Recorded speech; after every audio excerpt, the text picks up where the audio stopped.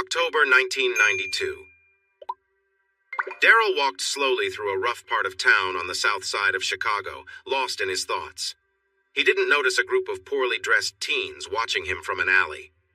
"Look who it is!" one of them shouted, breaking his concentration. "It's the kid who thinks he's all that. Maybe you should know better than to be out here alone." Darrell felt his heart race as he glanced around, trying to stay calm. "Hey, Ty," he replied, hoping his voice sounded steady. "I'm just on my way home." "Home!" sneered the bigger boy. "That's where you belong! Back with your mother!" The others laughed, making Darrell even more anxious. "I don't want any trouble," he said, trying to sound brave, even though he felt scared inside. "Of course you don't," Ty mocked, "since your friend isn't here to help you now." He turned to the group with a smirk. "This guy gets scared when things get tough, like at school. I got in trouble because of you, you know?" Darrell raised his hands. "I didn't do anything, Ty. She caught you cheating. Why are you blaming me?" "You wouldn't have told if it weren't for you," Ty shot back. "I wouldn't have to cheat if you didn't mess things up. This is all your fault, and you need to know your place. You think all that studying makes you special?" "No!" the smaller boy said, fear creeping in. He could sense that Ty was dangerous and needed to find a way out. Ty had been getting meaner toward him since their first year in high school. "I'm sorry you got in trouble, but it wasn't my fault." Ty was not listening. His jealousy and anger made him more aggressive. One of the other boys moved towards Darrell, distracting him, and Ty stepped in and hit him hard in the side of the head. Darrell stumbled back, pain shooting through him. "This isn't fair," he thought, feeling a rush of anger.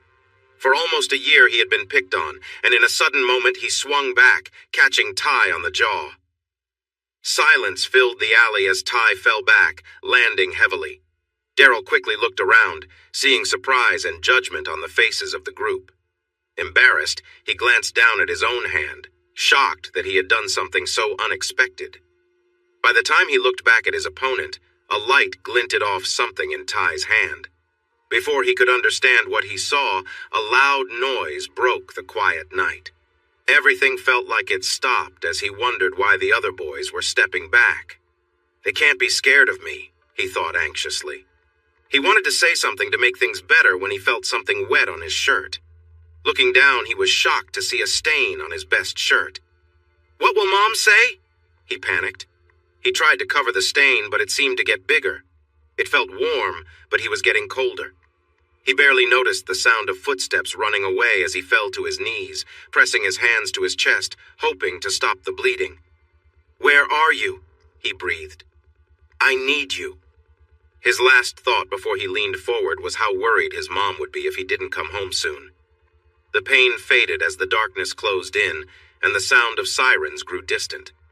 At that same moment, about 30 miles away, a 13-year-old boy named Tim Sullivan sat alone in his room in a nice neighborhood in the Northwest. He could never have guessed how that random act of violence against a boy he didn't know would change his life. October 1999. Tim was a typical quiet sophomore in college. He was studying engineering, hoping to work in technology designing and fixing electronic devices. His friend Pete worked at a very successful telecommunications company and promised Tim a job once he graduated. They met during Tim's junior year of high school at a job fair, and Pete quickly took Tim under his wing. Part of it was likely out of kindness. Tim was the classic definition of a nerd. He was skinny, looked average, felt awkward in social settings, and wore clothes that were far from trendy. Pete saw him and chose to be Tim's mentor. They talked for hours about school, interests, and what Tim needed to do to get a good job. For the next year and a half, Pete called him every month and gave Tim his email in case he wanted to chat. Pete was a successful and cool guy who helped Tim find new ways to improve himself. By the time Tim finished high school, he had become somewhat popular and even dated a few girls he never thought would be interested in him.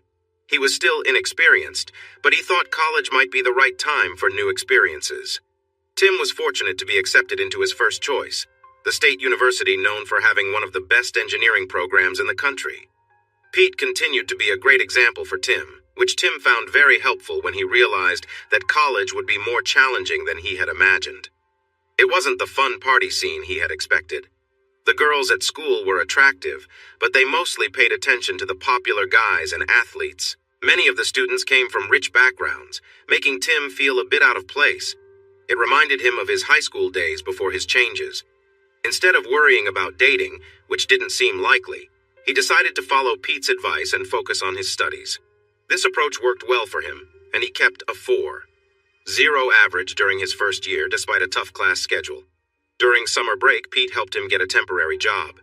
This was perfect for Tim, allowing him to save money for his second year, which he hoped would bring good changes in his life. When Tim returned to school, he noticed that working with professionals had boosted his confidence. Friends and classmates quickly picked up on this change, even if he didn't realize it himself. Within a week of classes starting, he went on his first date of the new semester. Tim began to enjoy the social side of college along with his studies. He went to parties and dated often, though none of those relationships became serious. Around midterms, several big gatherings took place to help everyone unwind.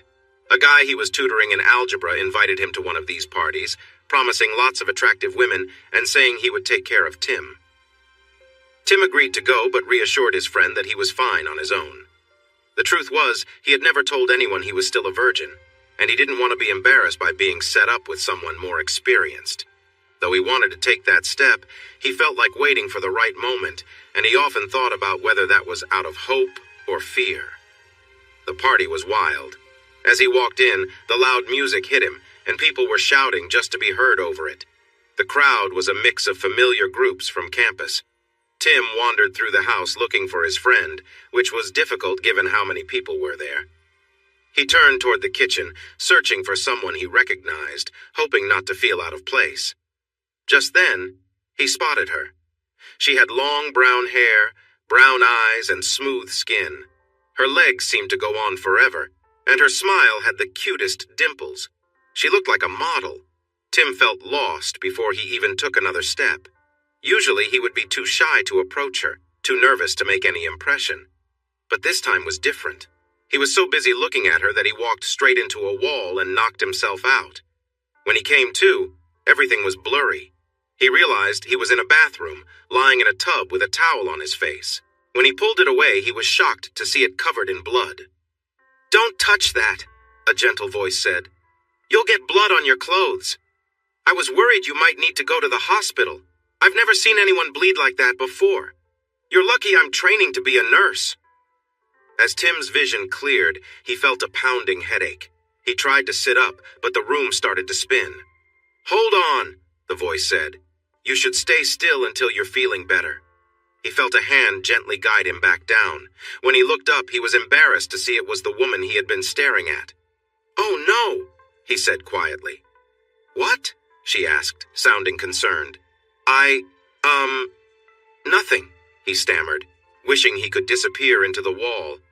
He peeked over the towel and saw her smiling warmly at him. "Did you just realize it was me you were staring at before you bumped into the wall?" Tim thought about leaving the room in embarrassment, but remembered Pete's advice to stop being afraid. What could go wrong now? "Well, I must admit it wasn't my best moment," he said, trying to sound casual. "But I wasn't paying attention. I didn't think angels were real, and suddenly they are." This made her laugh. "I'll give you credit for courage. Most guys wouldn't say something like that after what just happened." "I'm Donna," she said, stretching out her hand. "Donna, I'm Tim. Sorry if I don't stand up.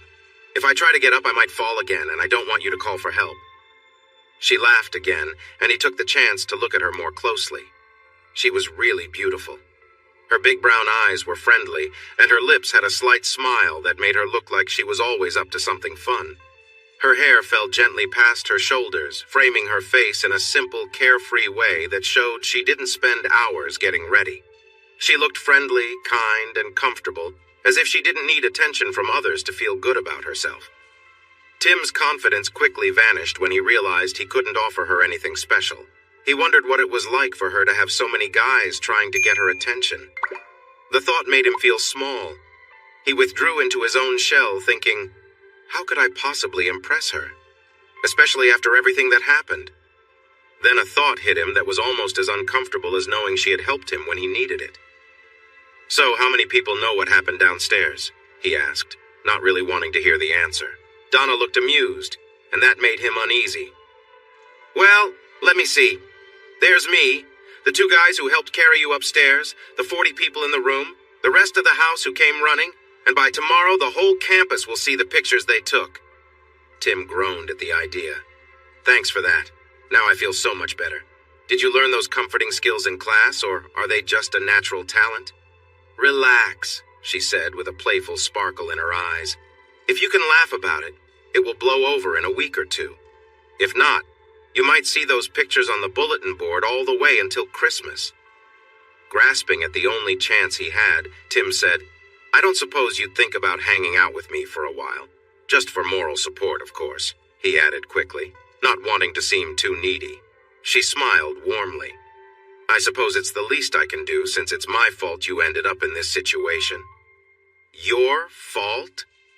Well, she said with a teasing smile, if I didn't look so nice tonight, you would have been just fine. He chuckled, but quickly regretted it due to the pain. Please don't make me laugh. They spent the rest of the evening together, with Donna staying by his side to help him feel better. Taking her advice, Tim laughed at himself and noticed that most people warmed up to him, even the athletes. When he told them why he bumped into the wall, a few girls even called it sweet. As the party came to an end, Donna told him she needed to get back to her room to study. She gave him a quick hug. This was really fun. Would you like to do it again sometime? Tim replied right away. Are you free in an hour? After that, they started spending a lot of time together, but just as friends. They did simple things like have lunch or study at the library. Sometimes she would ask him to go with her to parties when she didn't have anyone else to bring. Tim was surprised to find out that her life was not as perfect as he thought. When she was alone, there were always guys trying to impress her with their lines. It was not what he expected. In fact, it felt a bit sad. Few people seemed to care about Donna or what she truly wanted. Instead, it was just a long line of guys looking to impress her. Even having Tim nearby didn't stop many of them from trying. More than once, a guy would step in between them to talk to her, thinking his charm would make her forget Tim. Donna always responded the same way. She would politely tell the guy she wasn't interested, walk around him, and continue her conversation with Tim as if nothing had happened. Tim found it funny to see the shocked looks on the faces of those guys when they realized she preferred his company. Just after Christmas break, Tim noticed a change in her behavior. Donna began asking him to go out with her more and stopped making excuses. It was a small change, and it took him a while to really see it, but he eventually felt sure that something was different. On Valentine's Day, there was a party hosted by her sorority where the girls got to pick their dates. Tim had heard about it and wondered who Donna would choose. He had developed strong feelings for her, and even though she seemed interested lately, she had not given him any clear signs that she felt the same way. He tried not to get his hopes up, but secretly wished she would choose him. The rules for choosing dates were a bit unusual. Girls could not ask their dates until 2 weeks before the dance. This was meant to create some excitement about who would be chosen. The day the girls could finally ask, Tim tried to stay positive, but deep down, he was preparing for the chance that he might end up alone that night. Around 10 in the morning, he heard a soft knock at his door. When he opened it, he saw Donna, fidgeting and looking more nervous than usual.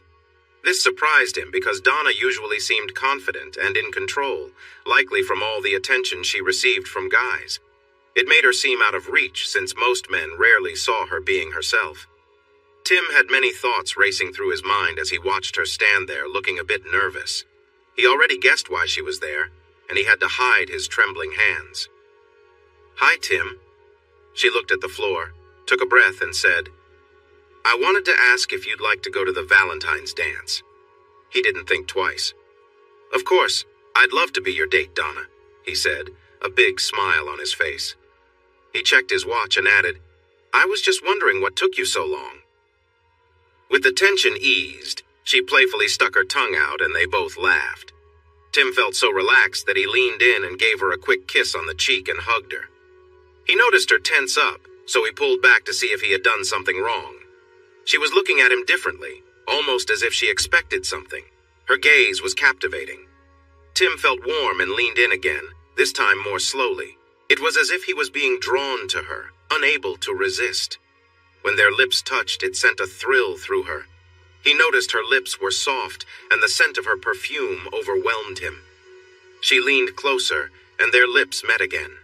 Tim tilted his head, feeling the moment build between them.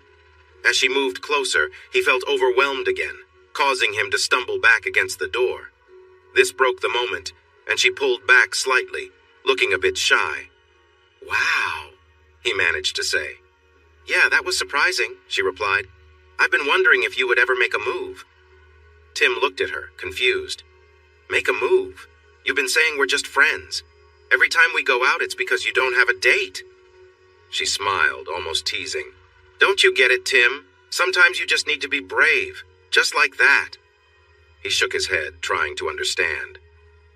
"All this time, I thought listening to you and respecting your wishes was what mattered. You were waiting for me to take a chance all along?"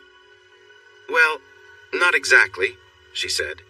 "If you had tried when we first met, it might have felt different, but things changed as I got to know you. I thought I was being obvious enough about how I felt." Tim raised his hands in surrender. "Okay, I give up. I completely missed the signs. Next time, just send me a signal, okay?" Donna shook her head with a small smile. "Guys can be so clueless sometimes," she muttered. She had to rush off to class, so they shared a quick kiss before she jogged down the hallway. Tim closed the door behind her, feeling overwhelmed with excitement. Donna glanced back and smiled as a few people poked their heads out to see what was going on. For Tim, the following week felt like a dream. They spent as much time together as they could, growing closer and enjoying each other's company. The fact that she now wanted to be with him as more than just a friend opened up a part of his heart he had kept guarded for so long. In the past, it had been hard for Tim to act like it didn't matter when she dated other people, even though he deeply valued their friendship. Now knowing she wanted him, that weight was finally lifted. Since they already knew each other so well, their relationship progressed naturally. They became more comfortable with each other, sharing moments of closeness that went beyond simple affection. The night before the dance, things escalated as they explored their connection in new ways, both of them enjoying the deepening bond. As they kissed, Tim tried to sense what made Donna happiest. He wanted to make sure she felt special and cared for. His focus was entirely on making their time together meaningful, paying attention to her reactions to guide him. They both got lost in the moment, with Donna responding warmly to his gentle touch. In these quiet moments, Tim felt amazed that he could share something so intimate with the person he had long cared for. They embraced their growing relationship, enjoying each other's company in a way that felt natural and right. "Please don't stop," she said, her voice urgent. Tim continued, focusing on her reactions as she moved with him. She got louder, and to keep things private, he leaned in and kissed her, hoping to muffle the sound. Her body tensed for a moment before relaxing, and she arched upward, her movements intense. He could feel her muscles tightening as she let out another sound that filled the room despite his efforts to keep things quiet. Gradually, her body began to relax, though small twitches showed she was still feeling the after effects. Tim thought it might be the right time to take things further and reached to help her out of her jeans. "No, Tim, not tonight," she said softly, pulling away. Her hands quickly stopped him, and he looked at her, puzzled by the sudden shift. "But I thought—" She stood and pulled him close, whispering, "Soon, I promise. Just wait a little longer." Tim's disappointed expression almost made her laugh, but she held back, not wanting him to think she was making fun of him. Donna gave him a playful smile. "I promise to make it up to you," she said quietly. They shared a tender moment as they held each other close. Tim could sense the affection between them, and although things didn't go as he expected, he understood that patience was important. The warmth and connection they shared were enough to make him smile, and they both knew their bond was growing stronger. Instead, he gently touched her cheek and gave her a comforting look. She moved closer, and they shared a quiet kiss. Tim couldn't find the right words, so he simply wrapped his arms around her and softly said, "Thank you." She gave him a playful smile. "So, am I forgiven?" With a tired grin, he replied, "I suppose I can let it go this time." The next night, they had a wonderful time at the dance. They laughed and joked with her friends, who all quickly accepted Tim as her boyfriend. He wasn't a great dancer, but he didn't want her to miss out, so he joined her on the dance floor whenever she wanted. He especially enjoyed the slow dances, which were easier for him, and he liked seeing the friendly smiles from the people around them. After the dance, Tim took her out for ice cream. He was a bit worried that it might seem too old-fashioned, but since they weren't old enough to go to a bar, he didn't want the night to end just yet. To his relief, they had a lot of fun. They talked and laughed until the ice cream shop closed and they had to leave. Donna had a way of making everything enjoyable, and her cheerful attitude gave Tim a big boost of confidence. Afterward, they walked around the campus, holding hands and gazing at the moon. It felt like a dream come true for Tim, the kind of date he had always hoped for. Knowing that she enjoyed it just as much made it even more special, though it became a little awkward when he ran out of ideas for what to do next. "Are you ready to head home?" he asked, a little disappointed. "Well, what are my options?" she teased. Tim took the hint. "My roommate's away for the weekend, so we could go to my room," he suggested. She smiled and kissed him, agreeing with the idea. Tim felt hopeful that they had moved past the hesitation she had before. He was excited, but also nervous, not wanting to mess things up. They reached his room and went inside quietly. Donna leaned in and kissed him again, more intensely this time. "Go sit on the bed and get comfortable," she said with a playful grin. He watched her as she casually removed her sweater, making him smile at how relaxed and confident she seemed. They both laughed softly as they settled in, enjoying each other's company, letting the night unfold naturally and peacefully. Tim watched as Donna spun playfully, showing off her graceful moves with a light-hearted energy. She flashed a smile and asked, "What do you think?" Tim smiled back, feeling a warm connection between them. Donna stepped closer, gently guiding his hands to hold her. He softly kissed her shoulder, feeling the closeness they shared. She laughed softly when he surprised her with a move she hadn't expected, and Tim couldn't help but think of his friend's advice that had worked out perfectly. With care and tenderness, they continued to enjoy their moment together, sharing smiles and laughter, feeling more comfortable with each other. Donna gently pulled away for a moment, teasing him with a playful look, reminding him who was in charge of their fun. They exchanged light touches, their focus shifting between playful moments and quiet smiles. Donna took a step back, keeping the mood light and fun, and made sure Tim knew she was in control this time. With a gentle push, she guided him to lie down, keeping the atmosphere easy and enjoyable. Tim responded with a chuckle, going along with the mood. They shared a series of soft and caring moments, each enjoying the connection they had without needing to say much. Donna continued to playfully lead the way, making it clear that tonight was all about enjoying each other's company in a relaxed and comfortable way. Their time together was filled with warmth and laughter, making the night special in its own unique way, with no rush and no pressure, just the two of them enjoying the quiet and simple joy of being together. Tim felt overwhelmed by the moment, his emotions swirling as Donna pulled him closer. He tried to speak, but she gently hushed him, her smile warm and comforting. "It's okay," she said softly. "You don't have to worry. Just be here with me." They shared a deep kiss, full of tenderness. Tim's heart pounded as he lost himself in the warmth of her embrace, feeling safe and loved. He ran his hands along her arms, feeling the softness of her skin, and kissed her gently, wanting to express how much she meant to him. Donna gazed at him lovingly, her eyes filled with care. "I love you," she whispered. Tim's chest tightened with emotion, and without hesitation he responded, "I love you too, Donna." The words came easily, filled with sincerity. They continued holding each other close, finding comfort in the shared, quiet moments, their connection deepening as they simply enjoyed being together. The warmth of the room, the quiet of the night, and the soft rhythm of their breathing surrounded them, creating a peaceful space where words were no longer needed. Tim kissed her again, his affection clear in every gesture. The night passed gently, filled with kindness, love, and the sense of being completely understood and accepted. Tim gently ran his hand over her skin, savoring the warmth and softness. He traced her form slowly, enjoying the closeness they shared. She moved a little, adjusting herself to be more comfortable. He could feel the connection between them growing stronger with every moment. As she shifted, he continued his gentle movements, holding her close.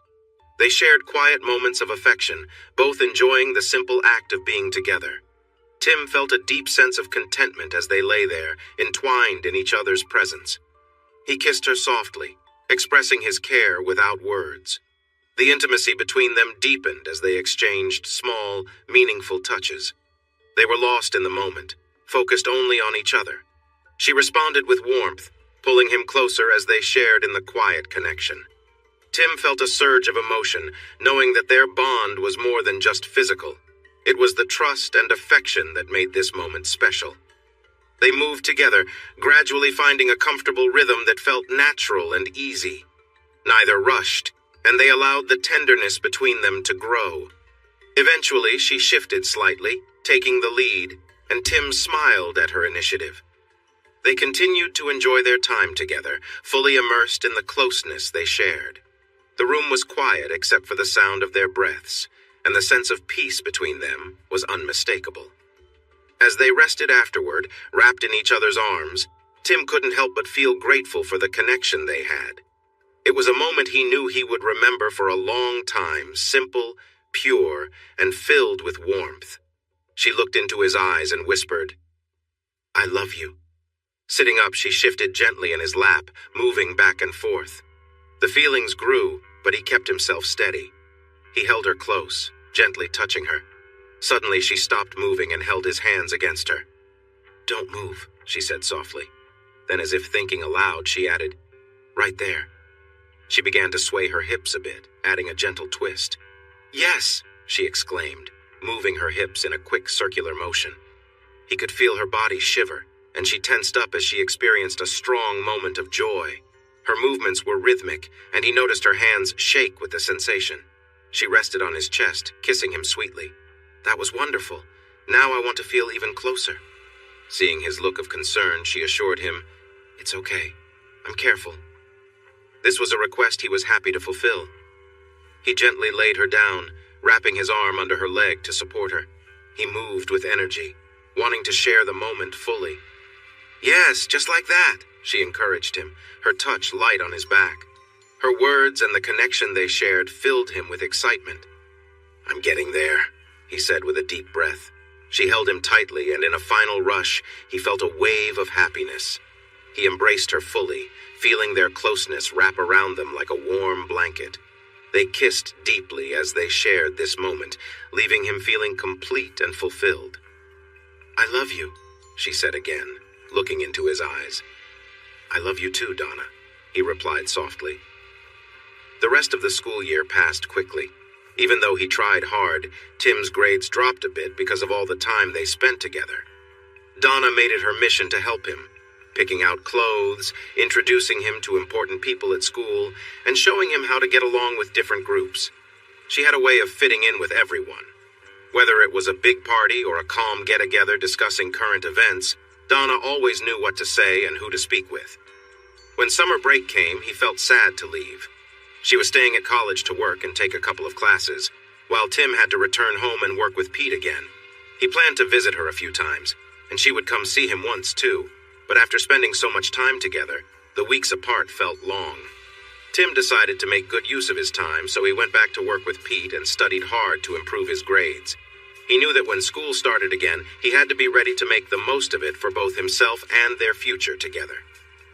Pete took a few days off for Tim's trips to see Donna, and again when she visited for her 21st birthday. He insisted on taking them both out for a special dinner, and they had a lovely time enjoying each other's company. After the celebration, Donna returned to Tim's house where his parents kindly let her stay over. They tried to be quiet and spent time together for hours. It was a memorable night, filled with warmth and affection that Tim would always treasure. When Donna left for school, Tim returned to work for the last 3 weeks before classes resumed. Although they didn't communicate as much during the break, Tim found comfort in how special their time together had been. He knew that soon he would get back on track with his work and studies, and their relationship would flow like it did during the previous school year. He shared his feelings with Pete, saying he was deeply in love and wanted to propose to her when the time felt right. Pete cautioned him that he might be moving too fast. Tim agreed and thought about waiting until Christmas, but he couldn't resist visiting a jewelry store where he spent a good part of his summer earnings on a beautiful ring. The salesperson assured him that Donna would be amazed when he asked her. He was certain that when she saw how he was planning for their future, she would say yes. Tim arrived at school on a Tuesday and went straight to his dorm to freshen up. When he opened the door, he was surprised to find Donna waiting on his roommate's bed, dressed beautifully. Just then, a voice behind him exclaimed, "Wow!" and startled Tim from his shock. Laughing, he stepped inside and closed the door. "Wow, you look amazing," he said, feeling a mix of surprise and excitement. "How did you know we would have the place to ourselves?" "I made some plans with your roommate. He's out for the evening, so we have all day together," she said confidently, making it clear she had everything arranged. They spent the afternoon catching up on the time they had missed. It turned out to be a wonderful day and a perfect way to kick off the new school year. Things went well over the next month. Donna was really attentive, but they still faced some challenges in managing their time together. Tim was pleasantly surprised by how well they connected, even though other aspects of their lives felt a bit tense. He thought it was normal for a serious relationship, especially during the busy time of college life. The close part of their relationship was going well, and he believed the rest would sort itself out when they had more time together. She understood he was working hard for their future, and she supported him completely. Tim was excited about the last week of September because he had plans with Donna. There were several parties to celebrate the football team, which was ranked nationally for the first time in years. He didn't usually attend those events, but since Donna knew many people on campus, they were invited to 3 different parties. She wasn't sure if they should go to all 3 or just choose one, but she promised that any of them would be a lot of fun. The party would be the highlight of the week, but what mattered most were the activities leading up to it, which he hoped would give them more time together. Unfortunately, the week did not go as planned. Tim had 2 teachers who were not fans of football, which meant he had a lot of homework and important quizzes to focus on. In the small amount of free time he found, he kept missing Donna, who was busy planning one of the parties. They would leave messages for each other, but it was frustrating. Every day, he looked at the ring hidden in his sock drawer and reminded himself that things would work out eventually. To make things worse, he had to cancel his plans for the party because he needed to finish a paper by Monday. He thought it would be better to spend Sunday with her doing something nice instead of being at a loud party with unfamiliar faces. On Friday, they missed each other again, but he left her a message encouraging her to enjoy time with her friends. When he returned from the library on Saturday, he noticed the message light was blinking. He walked over to the machine and pressed play. "Tim, it's me." Donna's voice sounded worried, making him concerned. He recognized her different moods, and something felt off. "I know we've both been really busy lately, but we need to talk. I'm calling you tomorrow at 1 o'clock. Please try to be there. It's important." Thoughts raced through his mind, each more troubling than the last. He glanced at his unfinished homework and decided it could wait until the next day. It was already 9 o'clock, so he knew it might be hard to find her, but Tim was determined to check on her. He first stopped at the party where most of her sorority friends were. It didn't take long to find out she wasn't there. The girls seemed to be enjoying themselves, and since no one mentioned Donna being upset, Tim felt a bit better. He wondered if he had overreacted due to the stress he had been feeling. He decided to check out the jock party next. Many guys from the football team were going to be there. Though Tim didn't know most of them, he had been to enough parties to recognize some faces. When he arrived at the door, he quickly regretted not going to the third party. He only saw a few familiar faces, but he didn't know them by name. He asked around a bit, but didn't get much help. One of the football players overheard him asking about Donna and coolly informed him that she was upstairs. Ignoring the player's condescending look, Tim headed up the stairs. The house was large, and it took him a while to move through the crowded rooms. After another 10 minutes, he still hadn't found her, and started to doubt if she was even at the party. There had to be more than one Donna there anyway. Before giving up, he decided to ask a girl he vaguely recognized. She was a freshman and seemed quite intoxicated. She had noticeable marks on her neck, and her makeup was smudged. Tim guessed she was just getting another drink before heading back to whoever she was with. He gently caught her arm and asked, "Hey, do you know Donna?" After a quick nod, he followed up with, "Have you seen her here?" The girl looked confused for a moment before the haze cleared enough for her to understand. "Oh, I saw her a little while ago. I think she's in Jake's room. Hold on, I'll go check." She wobbled across the hall and knocked on a door before peeking inside to talk to someone. Suddenly, Tim felt uneasy. Did she mean Donna was just hanging out in someone's room? Or was it something else? He had never felt jealousy regarding Donna. She always made it clear she wasn't interested in anyone else, so he had never worried. He felt silly for thinking too much about it. Donna was the nicest, most loyal person he knew. The girl pulled back from the door and a guy opened it wide. Tim instantly recognized him as Jake Stillwell, the All-American linebacker from the team. They had crossed paths a couple of times, but never in school. It was well known that he received a lot of support to keep up with his classes. Jake was a solidly built guy, standing tall with a confident look that bothered Tim right away. "So, this is the boyfriend," Jake said with a smirk. "I don't think you're needed here. Donna is safe." "I think there's been a mix-up. We're talking about another girl," he said, hoping there was some confusion. Tim was trying to figure out the mistake when he heard a voice from behind.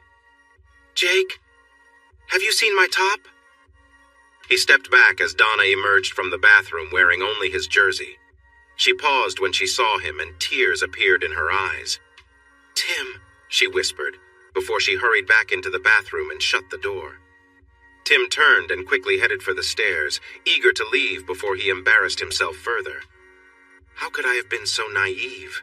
He thought, his vision blurred by tears. She would never be with someone like me. He left the house and slowed down, overwhelmed by his emotions, when someone called out from behind. "Hey, Tim!" He stopped and turned, his embarrassment not yet over. "Don't think too much about it," Jake said. "It's been a tough week for her, and she just wanted to clear the air." Although Tim felt threatened, he was too upset to worry. He confronted Jake. "Leave me alone," he said firmly. He saw a crowd gathering from the house, curious about the commotion. Tim stood his ground, waiting. "Let's not make a scene," Jake turned to the onlookers. "Wasn't it loud earlier?" Some from the crowd responded with a cheer. Hearing that, Tim confronted Jake, stepping up to him. Jake easily dodged his move and pushed Tim back, making him stumble. Tim looked up. Everything seemed to slow down. His hearing was muffled, and he felt disoriented. He realized someone was helping him up, and Jake stood there, ready to argue further. 4. He never saw the punch coming. Everything went dark for a moment, then he was surrounded by bright lights. Then Tim found himself on the ground, on his hands and knees, trying to figure out what had just happened. He looked up and saw Jake coming at him again. Suddenly, he felt a hard kick to his side, and he could hear a crack. As he lay there, he could hear people arguing. "Stop it, Jake. If you get in trouble with the police, you'll face serious consequences." Tim looked around in confusion and saw some of his teammates pulling Jake away, while he continued to shout threats that Tim couldn't quite catch. Unlike in the movies, he never lost consciousness. All he felt was a painful throb, leaving him wishing for some relief. A couple of guys helped him up and led him back toward the dorm. "You better not pick on him again. He could really hurt you," one warned. "Forget about your girlfriend. If she's with him, you're better off without her." The words didn't make sense to Tim, but they kept swirling in his mind as he tried to figure everything out. His head was pounding, and the pain in his side was intense, making it hard to breathe. He must have told them where his room was, even though he couldn't remember. One of them took his keys and opened the door for him. They helped him into the room and laid him on the bed, then left quickly, telling him not to call for help. Tim lay there in the dark for what felt like forever, unable to move. The pain was increasing, and he didn't know what to do. Finally, he fished his phone out of his pocket and slowly hit speed dial, holding it to his ear. There was some noise, then a tired voice answered. "Yeah? Pete?" he said weakly. The voice suddenly sounded worried. "Tim, are you okay?" "No, I need help. Please." Then, thankfully, the pain began to fade. Tim stirred when he heard knocking on his door, but he couldn't force himself to get up to answer it. The door handle turned, and he tensed, worried it might be Jake again. He felt relieved when Pete walked in. "What happened? Are you okay?" he asked, a look of concern on his face. Tim shook his head, still finding it hard to breathe. Pete took a quick look at him and insisted that he needed to go to the hospital. He helped Tim up and supported him as they made their way downstairs. Pete's car was parked right outside, and once they got in, he drove to the nearest hospital just a mile away. The doctors took x-rays and examined him thoroughly. They told Tim he would be fine but needed a lot of rest and some medication to help with the pain. He needed to be checked for a concussion, which Pete promised to do, and the doctor advised him to visit his regular doctor in a week. The doctor wrote a prescription and told Pete to take him home. "Do you want us to call the police?" the doctor asked. Tim could still hear what the guys who drove him home had said. "No," he replied quietly, feeling defeated. He ignored Pete's angry look. "I just want to go home." Once they were in the car, Pete tried to control his earlier anger. "Are you ready to talk about what happened?" Tim shook his head, too embarrassed to say anything. "Do you want to go back to the dorm?" "No, I'm done. There's nothing for me there. Can you take me home?" Tim felt bad for asking so much of his friend, but he couldn't stay there any longer. A couple of hours later, they arrived at Tim's house. Pete had called his parents from his phone, so they were waiting at the door. They were too worried about him to ask many questions. Tim kept his answers vague, thankful to postpone the details. They thanked Pete sincerely for looking after their son. Tim expressed his gratitude. Pete simply said to take time to heal and to reach out when Tim was ready to pick up his things.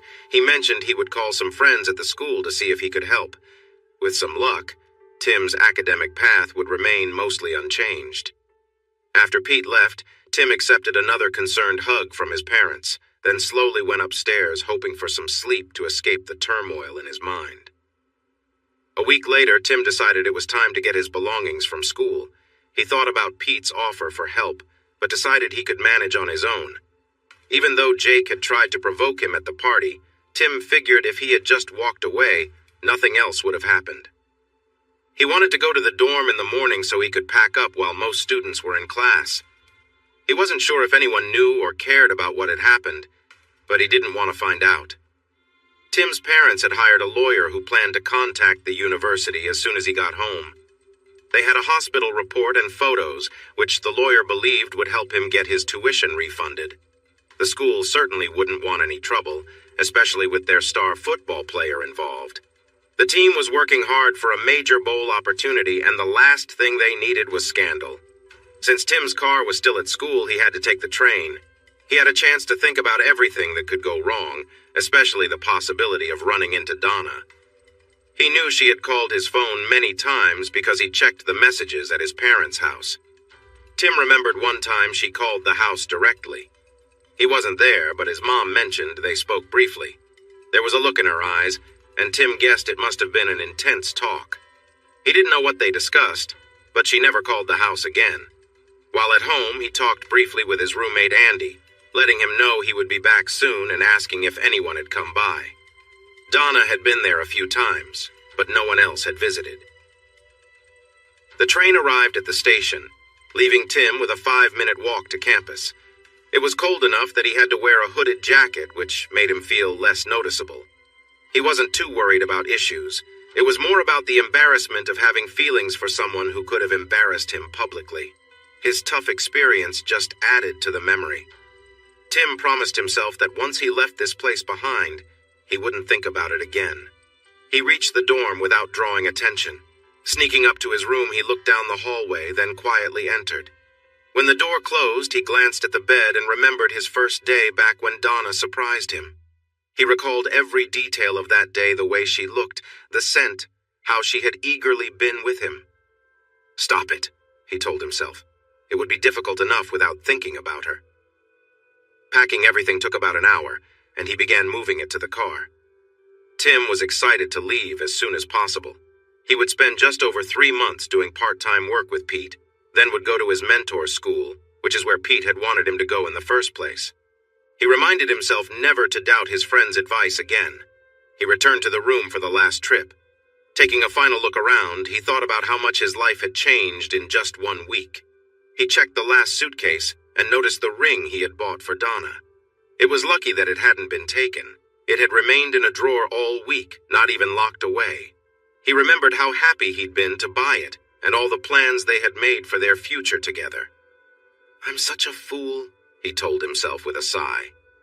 He closed the box and put it back in the suitcase before heading out. Just as he reached the front door of the building, he spotted a familiar face walking by. He was almost out the door when Donna's friend Cindy called out, "Tim, is that you?" With a frustrated sigh, he turned away, trying not to look her in the eye. "Hi, Cindy, what are you up to?" She walked over slowly and pushed back her hood. "Oh my gosh, what happened?" She seemed genuinely worried. "It's nothing, I'm fine. How are you?" he replied, wanting to keep it short. "I'm all right," she said, still looking concerned. "I'm really sorry about what happened with you and Donna. You know we all care about you, right?" "That's nice to hear. I really like you and the other girls, too. You've always been nice to me, and I appreciate it. Please say hi for me," he said, glancing around, eager to leave. "I'm sorry, but I really need to go." She paused, unsure what to say. "Have you seen her? She's been trying to reach out to you to explain things. I know she feels really bad about what happened, and she cares about you." Tim let out a sarcastic laugh. "Yeah, she looked so worried that she forgot to dress properly." Cindy flinched at his words, and he felt bad for being harsh. He reminded himself that she might not know everything. I shouldn't take this out on her. "Sorry, I just don't feel like thinking about her right now." Cindy nodded, understanding. "You're right to feel upset. I want you to know that we all like you. You're welcome with us any time." Her words surprised him, but they didn't help his mood. "Sorry, but that's not going to happen. I need to leave now." She looked taken aback. "You mean you're leaving school? I don't understand." "It's fine. I'm all packed and ready to go. I don't want to be rude, but I really need to get out of here. Just one favor, please don't tell her you saw me. You don't want to be caught in the middle, and I really don't want to talk to her." "Are you sure about this?" she asked. "Leaving school is a huge step. I hope it's not just because of her." "Don't worry, it's about more than just her," he said, checking his watch. "I'm sorry, but it's getting late. I need to go. Thank you for what you said. It means a lot." He leaned in to give her a friendly kiss on the cheek, but she hugged him instead. He tried to hide the pain he felt. At least she didn't seem to know about the argument, which was a relief. The fewer people who know, the better, he thought. They said their goodbyes, and he left before anything else could happen. Tim tossed his suitcase into the front seat and drove away. Just as he was about to turn onto the road that led out, he saw something he had been dreading since he decided to collect his things. Donna was 50 yards away, walking alone on the grass. Even though he felt terrible inside, he paused to watch her for a moment, noticing every detail one last time. She had her head down and seemed lost in her thoughts. Tim allowed himself to think about how much he cared for her and how much he would miss her. Then he wondered how he could have misjudged her. He took a moment to look at her, making a promise to himself that his life would be so amazing that he wouldn't really miss her. Turning back to the road, he left the parking lot without looking back. Despite what you might believe, the title of the story is not about Tim's relationship with Donna or any other woman. This is a long story full of surprises. Hopefully, it will keep you guessing until the end. I enjoy those kinds of stories, and I did my best to capture that feeling. October 2004. "Ugh!" Tim said in frustration, banging his hands on the steering wheel. He glanced at his watch and realized he wouldn't make it in time. His fingers tapped impatiently as he waited for the light to change. "Why does this happen to me every day?" he thought angrily. "Whose bright idea was it to put the meeting here?" he grumbled. The light finally turned green, and his tires squealed as he took a sharp turn into the parking lot, immediately searching for an empty spot. The only one available was far from the entrance, so he parked quickly and started running, hoping to make it before 8. Tim rushed into the lobby, breathing hard, and waved to Tammy at the front desk. "They're already in the meeting, Tim.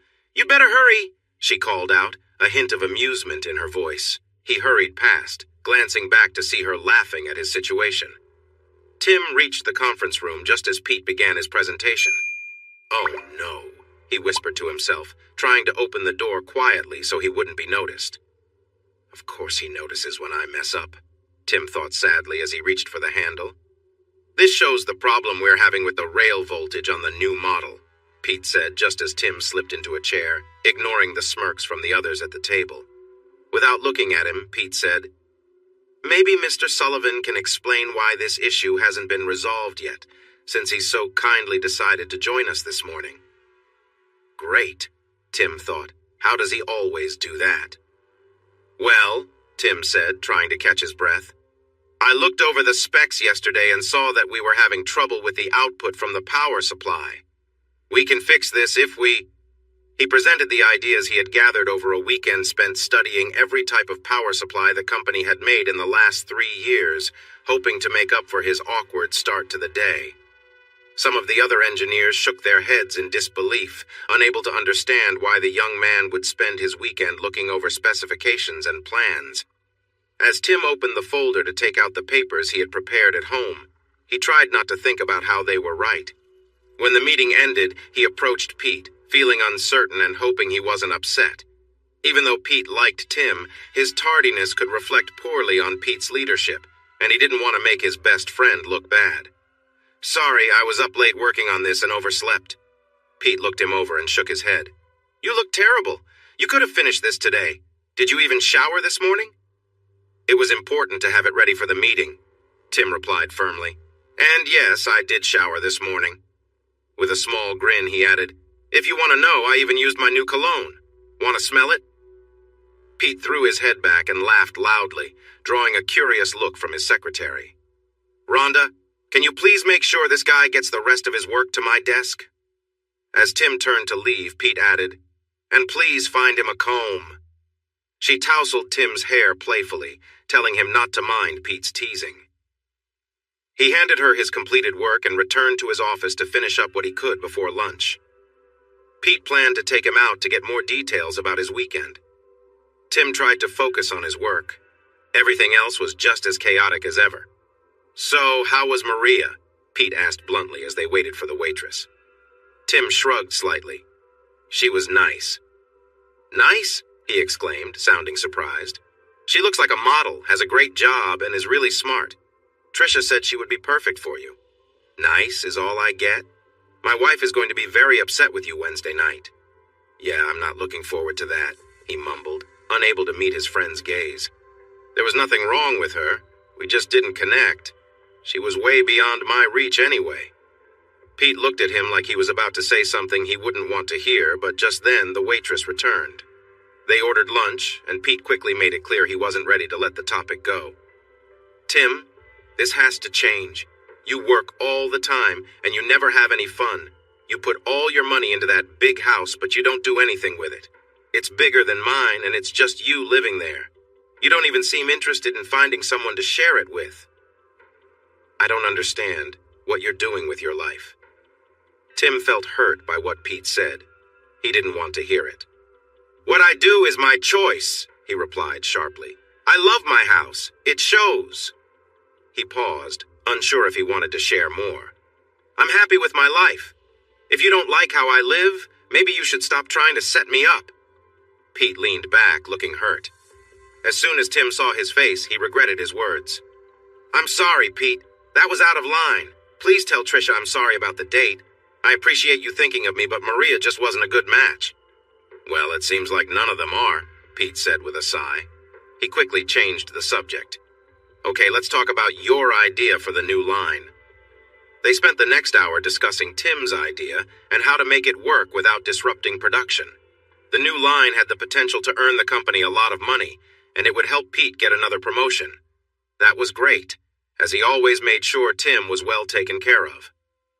After helping Tim through a tough time, Pete had used his connections to get him into college. Tim had to take on more classes and do some summer courses, but he managed to graduate on time.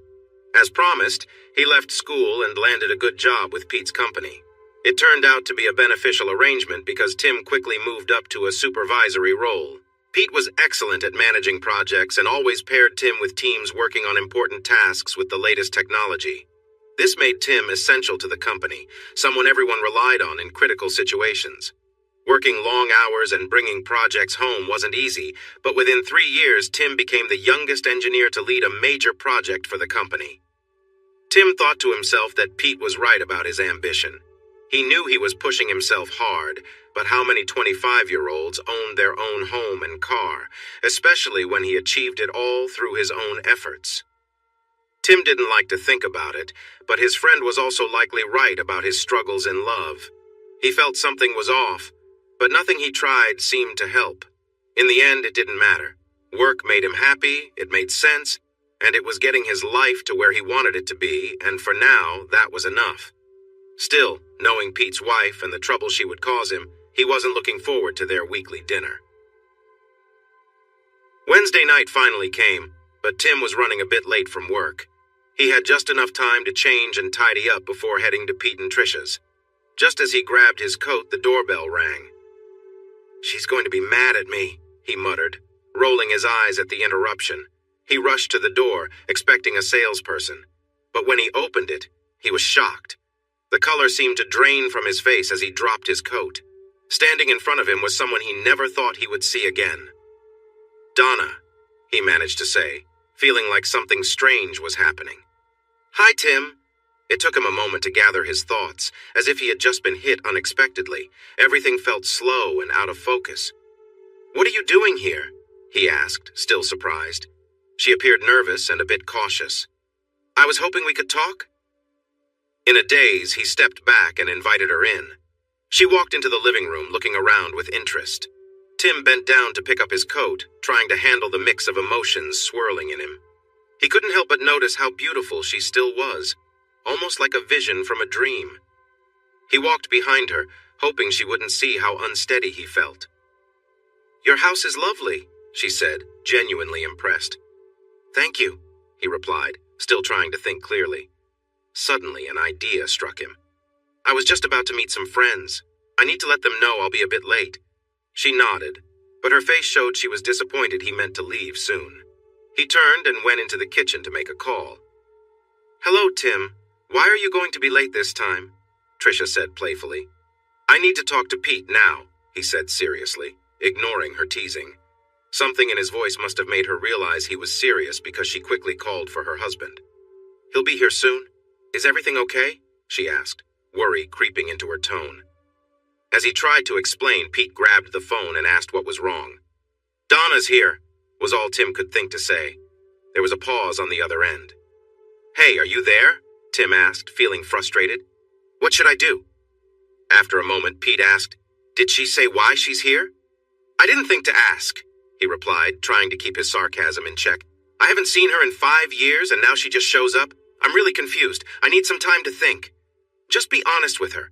You have to go to your boss's house, and you can't be late. She showed up out of nowhere. You don't have to make excuses."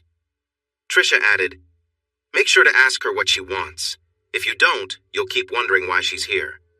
"Okay, I'll be about 15 minutes late. I'll tell you both what happened when I arrive. Thanks." Tim hung up and took a deep breath, feeling a bit more calm. Pete was right. There was no need to come up with a fancy excuse for not wanting to talk to her. She had come uninvited. It wasn't his job to make things easy for the woman who had caused him trouble and then showed up without notice. He walked into the living room, ready to hear what Donna had to say. "Do you have a little time?" she asked nervously. "I have a few minutes. I need to meet my boss and his wife soon. I already called them, but I don't want to be late." Tim thought for a moment about how to ask why she was here without making it seem like he cared. After a short silence, she said, "Since I only have a little time, I don't want to waste it. I'm in town for a week or two and wanted to take you out for dinner. I thought it would be nice to catch up on what's been happening in our lives." Tim couldn't hide his annoyance at that idea. "Sure. I want to hear about your happy life with Jake," he thought bitterly. His frustration must have shown on his face because she looked away. "I know this is unusual," she said, sounding a bit uncertain. "There are things I wanted to say a long time ago but never had the chance." She paused and then looked at him with determination. "I know you weren't expecting me, but I've been wanting to be honest with you." He scoffed. "Honesty? That would be new for you." A hurt expression crossed her face, but she stood her ground.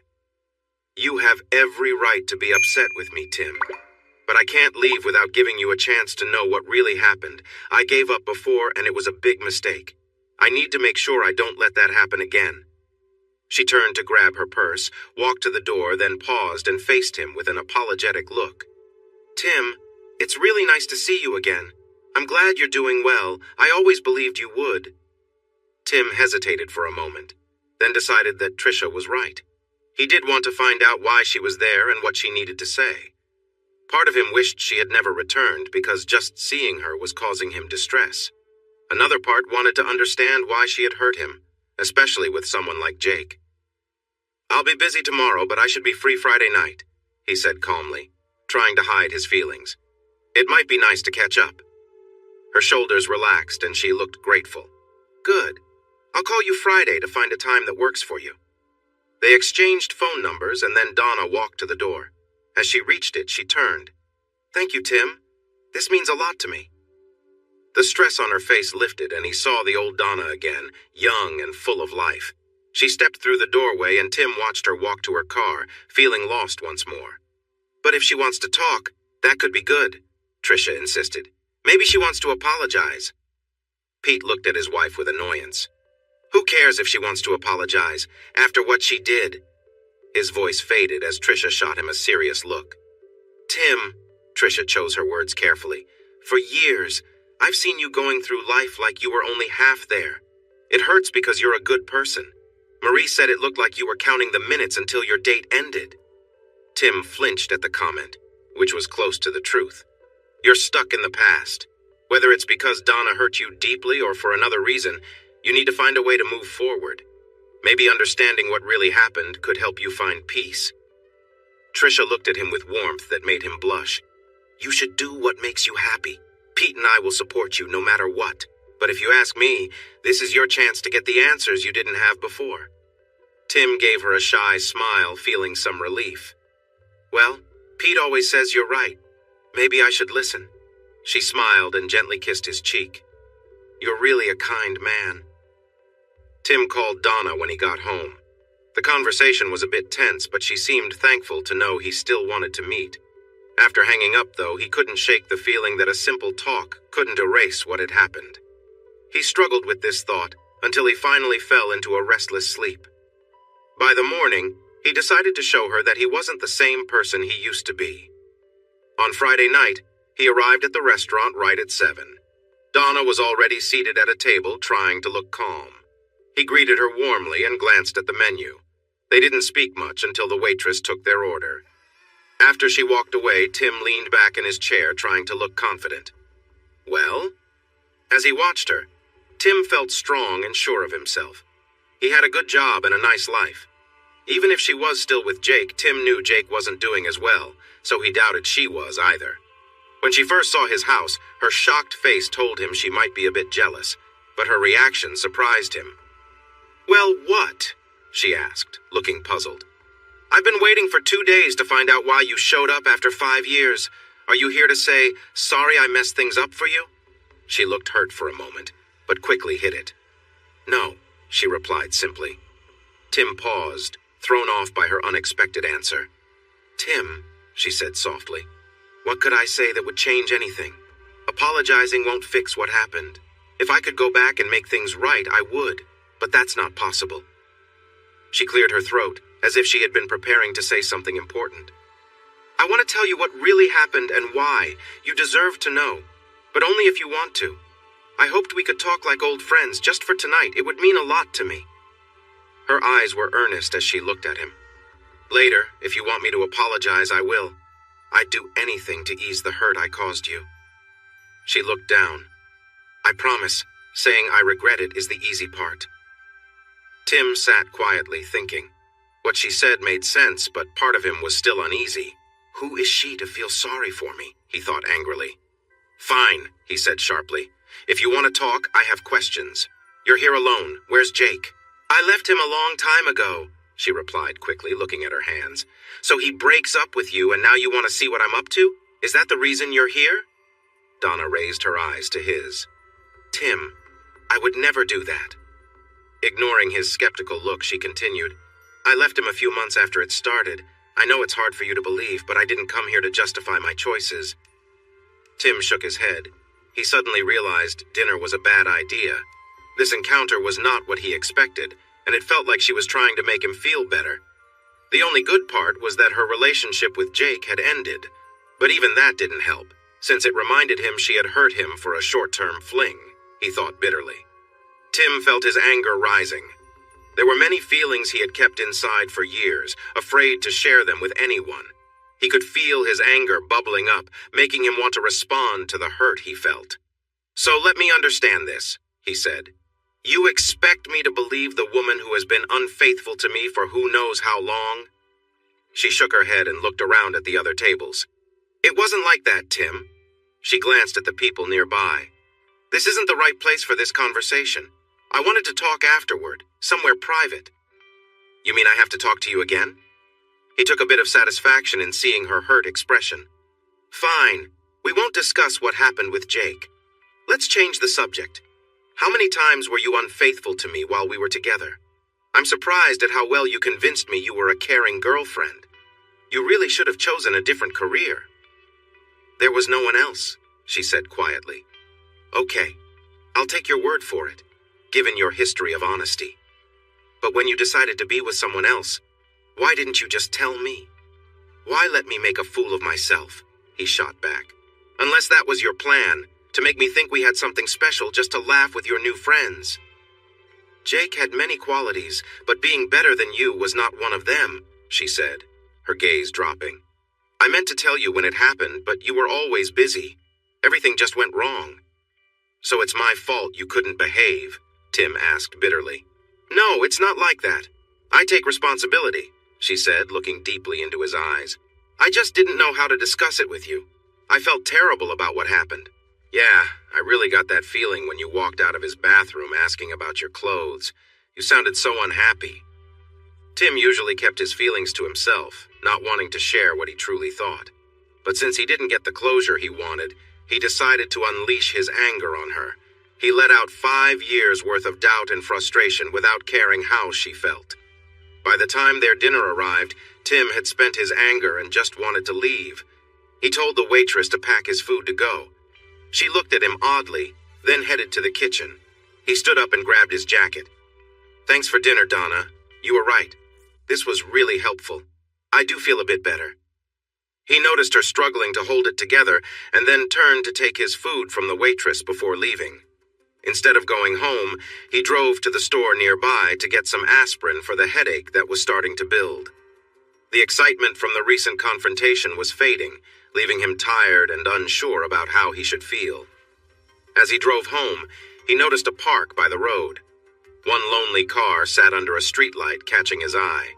After a block, he realized it looked like Donna's car from Wednesday. "What's going on?" he thought, feeling uneasy in his stomach. He drove 2 more blocks, unable to shake the questions. Something stronger than anger was bothering him, and he couldn't figure out what it was. Eventually, it became too much, and he turned around to go back to the park. He parked nearby to take a better look. There was no doubt it was Donna's car, an old 4-door model with a dent in the driver's side. Tim parked a little distance away, trying to decide whether to check on her or not. "It's not my responsibility," he told himself repeatedly. Still, a strong urge pushed him to see if she was okay. No matter how angry he felt, he knew he needed to make sure she was all right. Finally, he stopped resisting and got out, walking slowly toward her car. As he got closer, the streetlight above turned on, lighting up the inside of her car. His unease became a painful knot in his stomach as he saw her arms crossed over the steering wheel, her head resting on them. She was crying, her body shaking with sobs. The feeling that had been troubling him became clear guilt. Tim realized that Donna probably expected him to be upset, especially after their rocky meeting on Wednesday. It dawned on him that she came anyway, giving him a chance to express his feelings. She hadn't tried to justify her actions or seek forgiveness. Instead, she held herself together until he left, then came to the park to be alone. Tim knew he had every right to be angry with her and even resent her for what happened. But seeing her in such distress affected him deeply. The feelings he had for her long ago returned, making him feel a heavy sadness for how he had acted. Carefully, he stepped forward and tapped on the window. When she didn't respond, he knocked a little harder. Donna jumped back, startled, then quickly turned her head away, hiding her face in her hands. "Please go away! I can't talk to you right now!" she said, her voice shaky with tears. Tim stood there for a moment, his heart racing. Suddenly, Tim didn't see the older, less confident Donna. He didn't see the woman who had hurt him.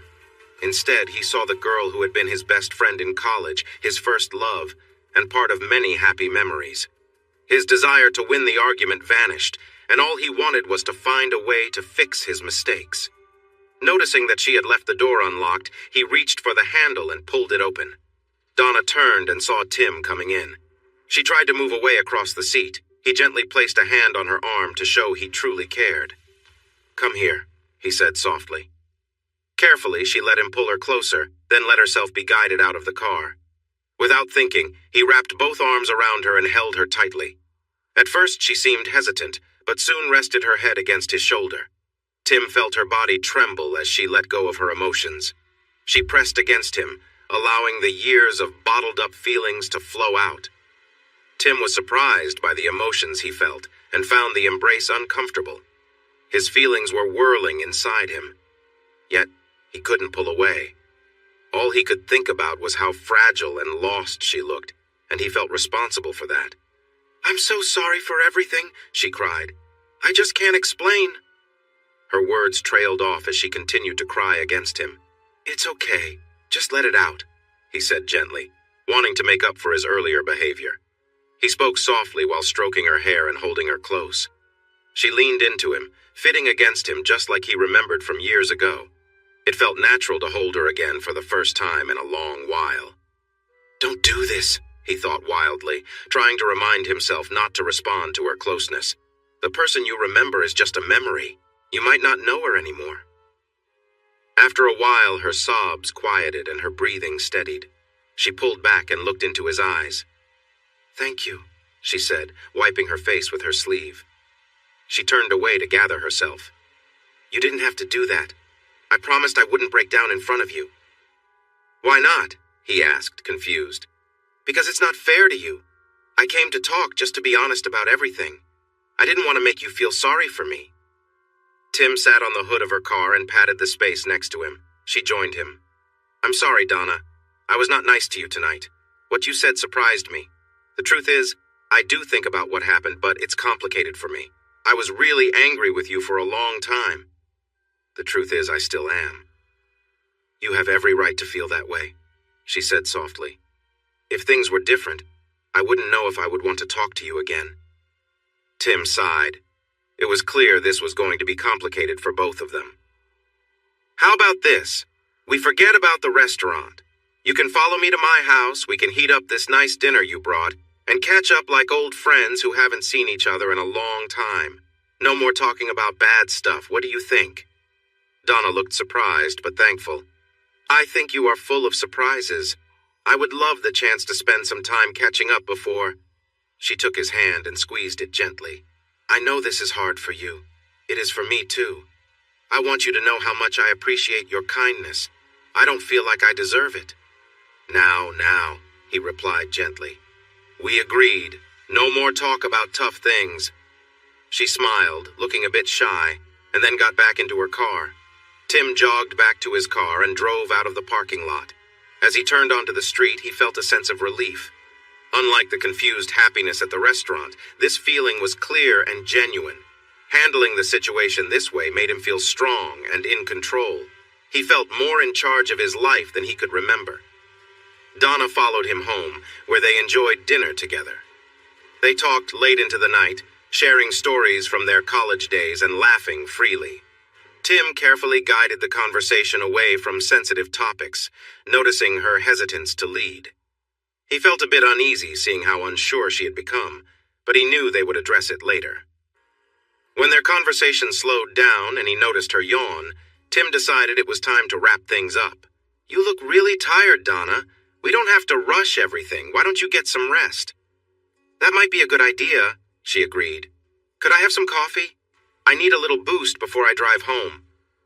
He hesitated, unsure about her driving since she seemed fatigued. "Donna, the motel is over 30 minutes away. Why not stay here tonight? I have a nice guest room with a comfy bed, and you are welcome to use it. You can head back in the morning instead." She paused to think about it, considering the possible outcomes. "I don't know," she replied cautiously. "Are you sure it wouldn't be any trouble?" "Not at all," he said, surprised by how eager his answer sounded. "Come on, let me show you around." Tim walked her through the house, listening happily as she expressed how much she liked it. She was especially impressed by the in-ground pool in the addition. He showed her how to turn on the lights and made sure the curtains were closed in case she wanted to relax in the evening or morning. She seemed impressed, which filled him with pride about how far he had come since their last meeting. "Here's something for you to wear to bed," he said, giving her a pair of shorts, an oversized t-shirt, and a robe. "Oh, and my kitchen is a bit empty. If you wake up first and feel hungry, just wake me up and I'll take you out. Sorry if it's not much," he added, feeling a little embarrassed. "That's perfect," Donna said, gratefully accepting his offer. "I really appreciate all of this," she said, gesturing around the room. "Whatever we do in the morning is fine by me." As she went upstairs, Tim felt mixed emotions. Part of him was happy to see her again, especially since he could show her what he had achieved. But his mind couldn't help wandering to darker thoughts. There were still many questions about her past and what she might reveal, yet he resolved to stay positive for now. He decided to worry about everything else later. Tim lay on his back, gazing at the most beautiful face he had ever seen. Donna was close to him, and the warmth between them felt overwhelming. He was enjoying this moment, feeling as though he was being tugged into a whirlwind of emotions. Suddenly, he was jolted awake. "Donna," he murmured, sitting up suddenly. He looked around the room in confusion for a moment, before realizing he was having the same dream again. It was one that he kept to himself, knowing others wouldn't understand. He didn't want to hear anyone tell him to move on or something similar. His friend Pete was the worst about this. He held a strong dislike for Donna that seemed unusual for his generally cheerful nature. Tim understood why Pete felt that way. Pete was the one who had rushed him to the hospital at night. He stayed by Tim's side as he battled troubling thoughts about revenge or even worse. The whole situation with Jake had affected Tim more than he realized. Losing Donna in such a sudden and tragic way was hard enough. On top of that, he felt a lingering fear that Jake was triumphing over what happened.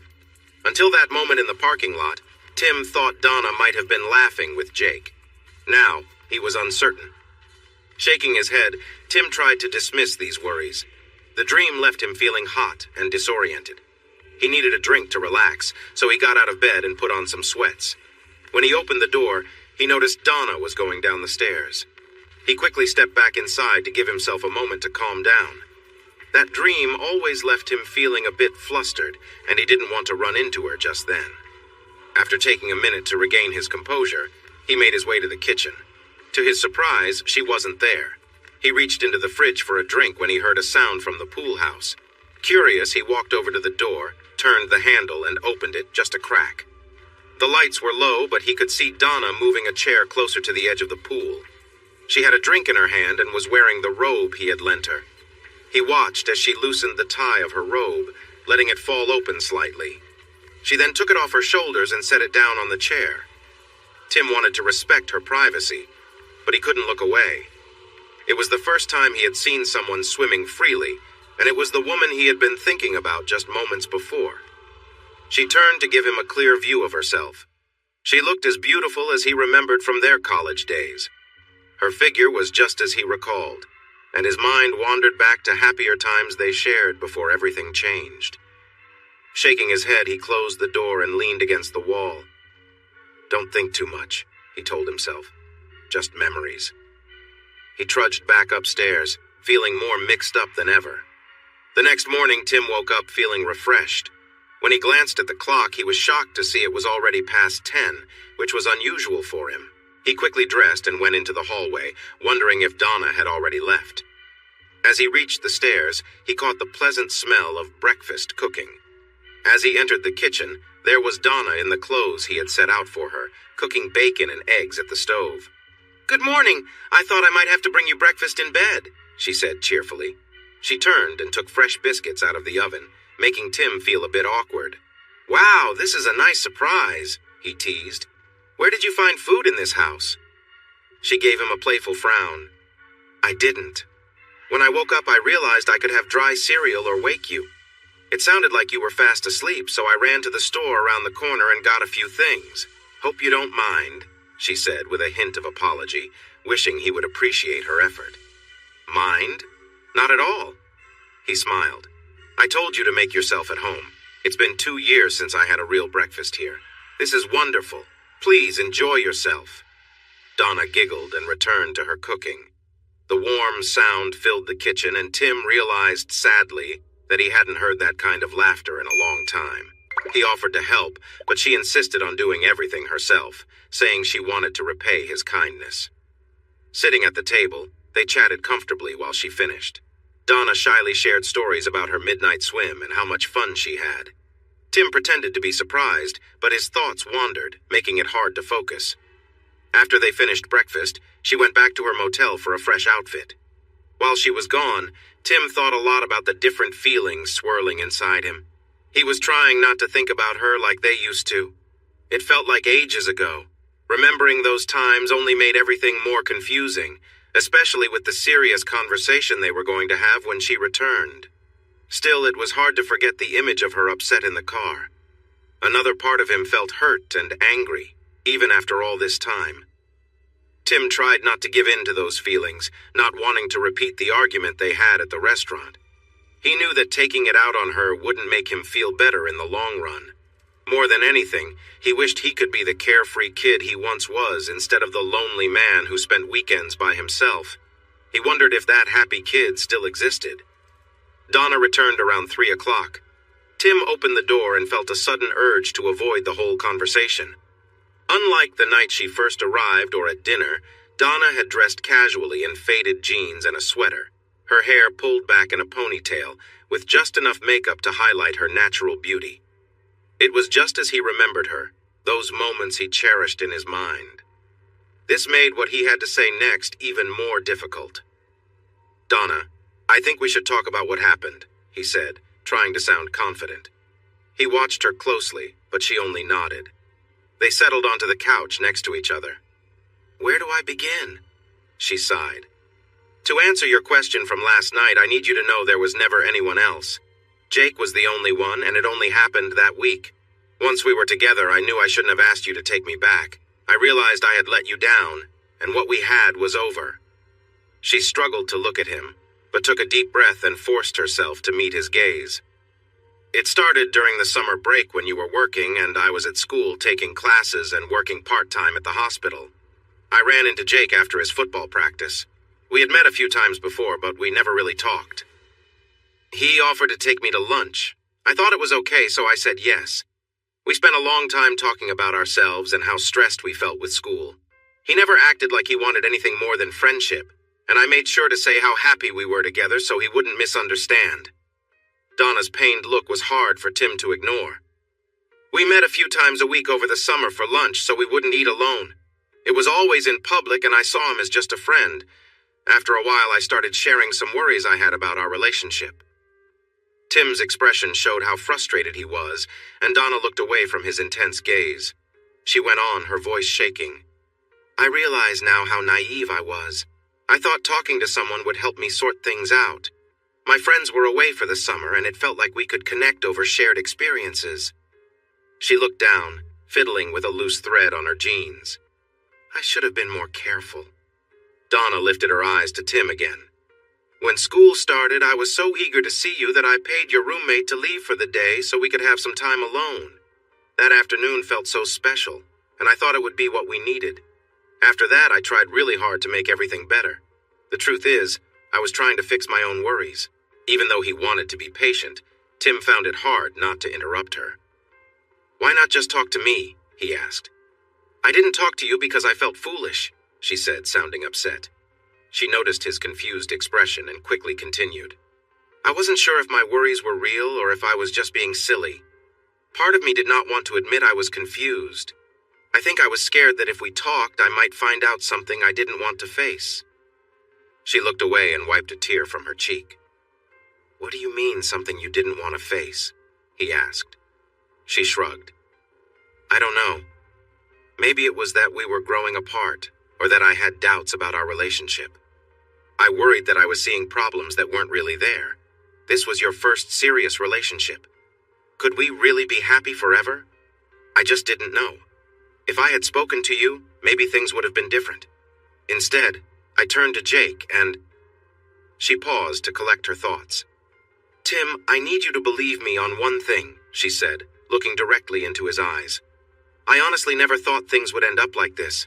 I told myself that our talks were just him being a good friend. There was nothing suggesting he saw me as anything more.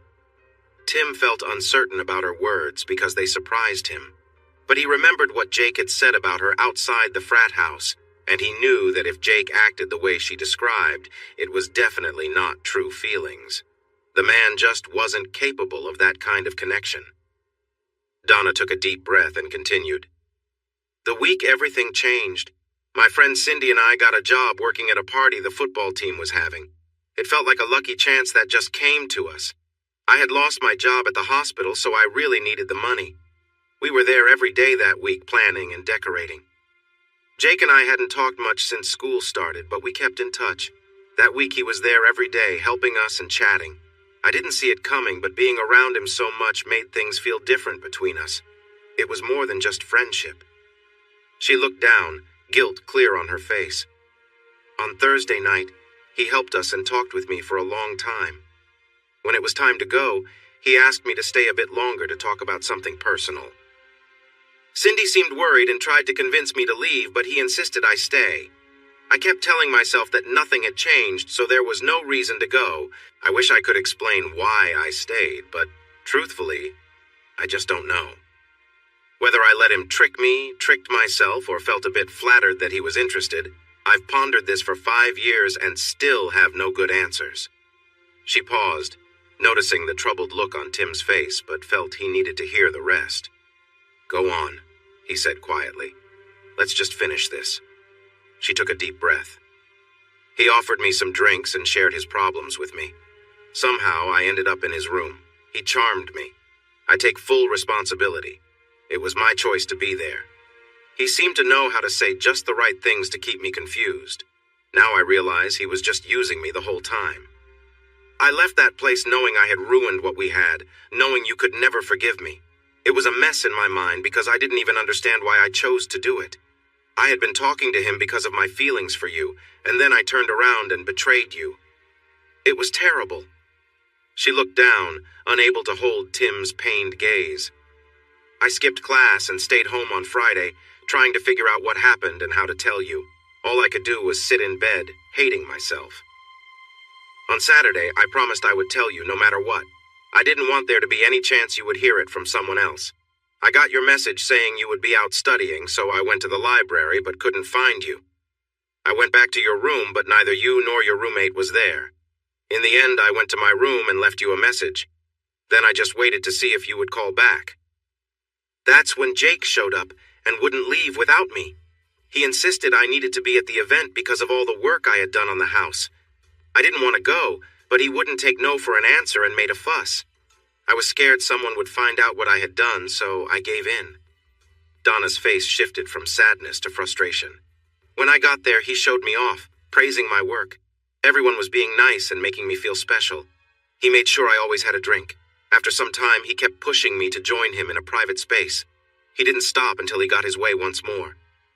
She took a moment, forcing herself to meet his gaze again. Tim, I'm truly sorry. I knew I had already destroyed everything, and I promise I never wanted that. I never wanted to hurt you. I thought I could manage things. I was so naive. As soon as I could, I went to the restroom to be by myself. I thought about how I had messed everything up and decided to go to your room and wait for you. Tears rolled down her cheeks as she continued. I walked out of the bathroom to grab my things and saw him at the door talking to someone. When he stepped back and I saw you, I knew there was nothing I could do to change what had happened or how hurt you must have felt. I panicked and ran back into the bathroom. I wouldn't come out for hours because I just couldn't face anyone. The next day I tried to call you, even though I didn't know what to say. Unfortunately, you were already gone. I did everything I could. I talked to your roommate, tried your cell phone, and finally called your parents' house. That was a big mistake. Her expression changed to a sad smile as she wiped away the tears streaming down her cheeks. Your mom told me exactly what a terrible person I had been. She said if I had any respect, I would leave you alone. Donna's face fell again. She continued, I knew she was right, so I stopped trying to contact you." Tim leaned back, making an effort to stay calm, even though he was feeling quite the opposite. "I don't know what to say. I knew your mom must have had strong words for you, but she didn't tell me what she said. She's very protective of her only son." He took a deep breath, trying to gather himself. "So, you really cared for him?" Her expression was hard to read. "No. I was confused about my feelings, but I never really cared for him. I can't explain how much I wish I could go back and change my choices. There's nothing I can say to make up for what I did. I was a foolish girl who thought I could manage everything." She touched his hand. "It's easy to see why everyone was upset." "Upset?" Donna looked like she might cry again. "Most of my close friends were very disappointed with me. Cindy was so angry that she could hardly speak to me nicely." As her emotions grew stronger, Tim suggested she go to the bathroom and brought her a drink to help her calm down. When she returned, she looked even more upset than before. She accepted the drink with trembling hands and took a quick sip. "Tim, this next part is very hard for me. I haven't shared it since college, except with one person who's been helping me face the consequences. I will tell you because I owe you the full truth, but please let me finish the whole story." Her serious tone made Tim uneasy. He thought the hardest part was already over. After he promised to listen, Donna took a deep breath and prepared herself for something difficult. "After you left, I stayed hidden for weeks, but Jake wouldn't stop trying to reach me. Some younger girls in my house were dating other players and kept encouraging him to contact me. I felt so lonely and down on myself that I finally gave in and started seeing him. That's when Cindy and some of the others stopped talking to me completely." She paused, took another sip, and her hands were visibly shaking. "I quickly learned he wasn't like you at all. He was charming at first, trying to win me over, but that changed fast. His mood was hard to predict, and sometimes it was frightening. He would get upset if I didn't do what he wanted or if I chose to stay in and study instead of going out with him and his friends. He wanted closeness almost every time we were together, and it didn't matter if I was comfortable with it or not. I began to feel really bad about myself because I was letting him treat me this way. No one had ever been like that with me, but I kept allowing it. I think I was too scared to admit I had been wrong about him because I didn't want to face the truth. Instead of standing up for myself, I just hoped things would improve. After 4 months of living like that, he finally took things too far. We had a big argument, and I finally found the courage to stand up to him and walk away." She took another sip, and Tim thought she looked like she might break down. He gently took her hand and started to stroke it. When he asked if she wanted to continue, she nodded. "When I got back to the dorm, I ran into Cindy. She noticed right away how upset I was and immediately walked me back to my room, insisting I tell her everything. I was so relieved that she didn't blame me for being foolish in the first place. I stayed in my room for a week, ignoring Jake's calls and refusing to see him when he came around. When I returned to class the following week, I found out he was really upset with me for leaving him. He spread lies about me and what happened between us all over campus. It was truly hard to bear." She put down her glass and stood. "I'm sorry, Tim, I need a moment," she said. "Of course," he replied. "Take as long as you need." The truth was, he needed a moment too. She went upstairs to the bathroom and Tim poured himself another glass. Everything he had thought about her life continuing as usual was completely wrong. Although he tried to keep his feelings under control, he couldn't help but feel angry about what she had gone through. If what she said was true, Jake had controlled her and ruined both of their lives while seeming unaffected. Tim couldn't understand how someone could be so cruel and not face any consequences. Still, the story she told was hard to fully believe. Even though he wanted to trust her, a part of him felt there needed to be some proof first. Even with proof, it wouldn't change the fact that she didn't intend to hurt him or break his heart. That didn't exactly help him feel ready to forgive her and move on. Donna looked a little better when she returned. Tim noticed that she seemed overwhelmed and wondered what was on her mind, but he decided to wait and hear more of her story before figuring out if it was important. He stood up and gave her a quick hug. "Are you okay?" he asked, genuinely worried. She smiled, looking a bit lighter. "Yes, thank you." She sat down next to him again. "What was I saying?" "You were telling me about your time after you left Jake," he said gently, trying to gauge how much she wanted to share. "Right," she replied, and her smile faded. No one had ever questioned my reputation before. Now everyone thought, well, they didn't think very highly of me. I stopped going out and dropped all my activities. It was a good thing since I was behind in my classes because he took up too much of my time, but catching up felt impossible. I failed 2 classes and lost my scholarship, so I had to drop out, she continued.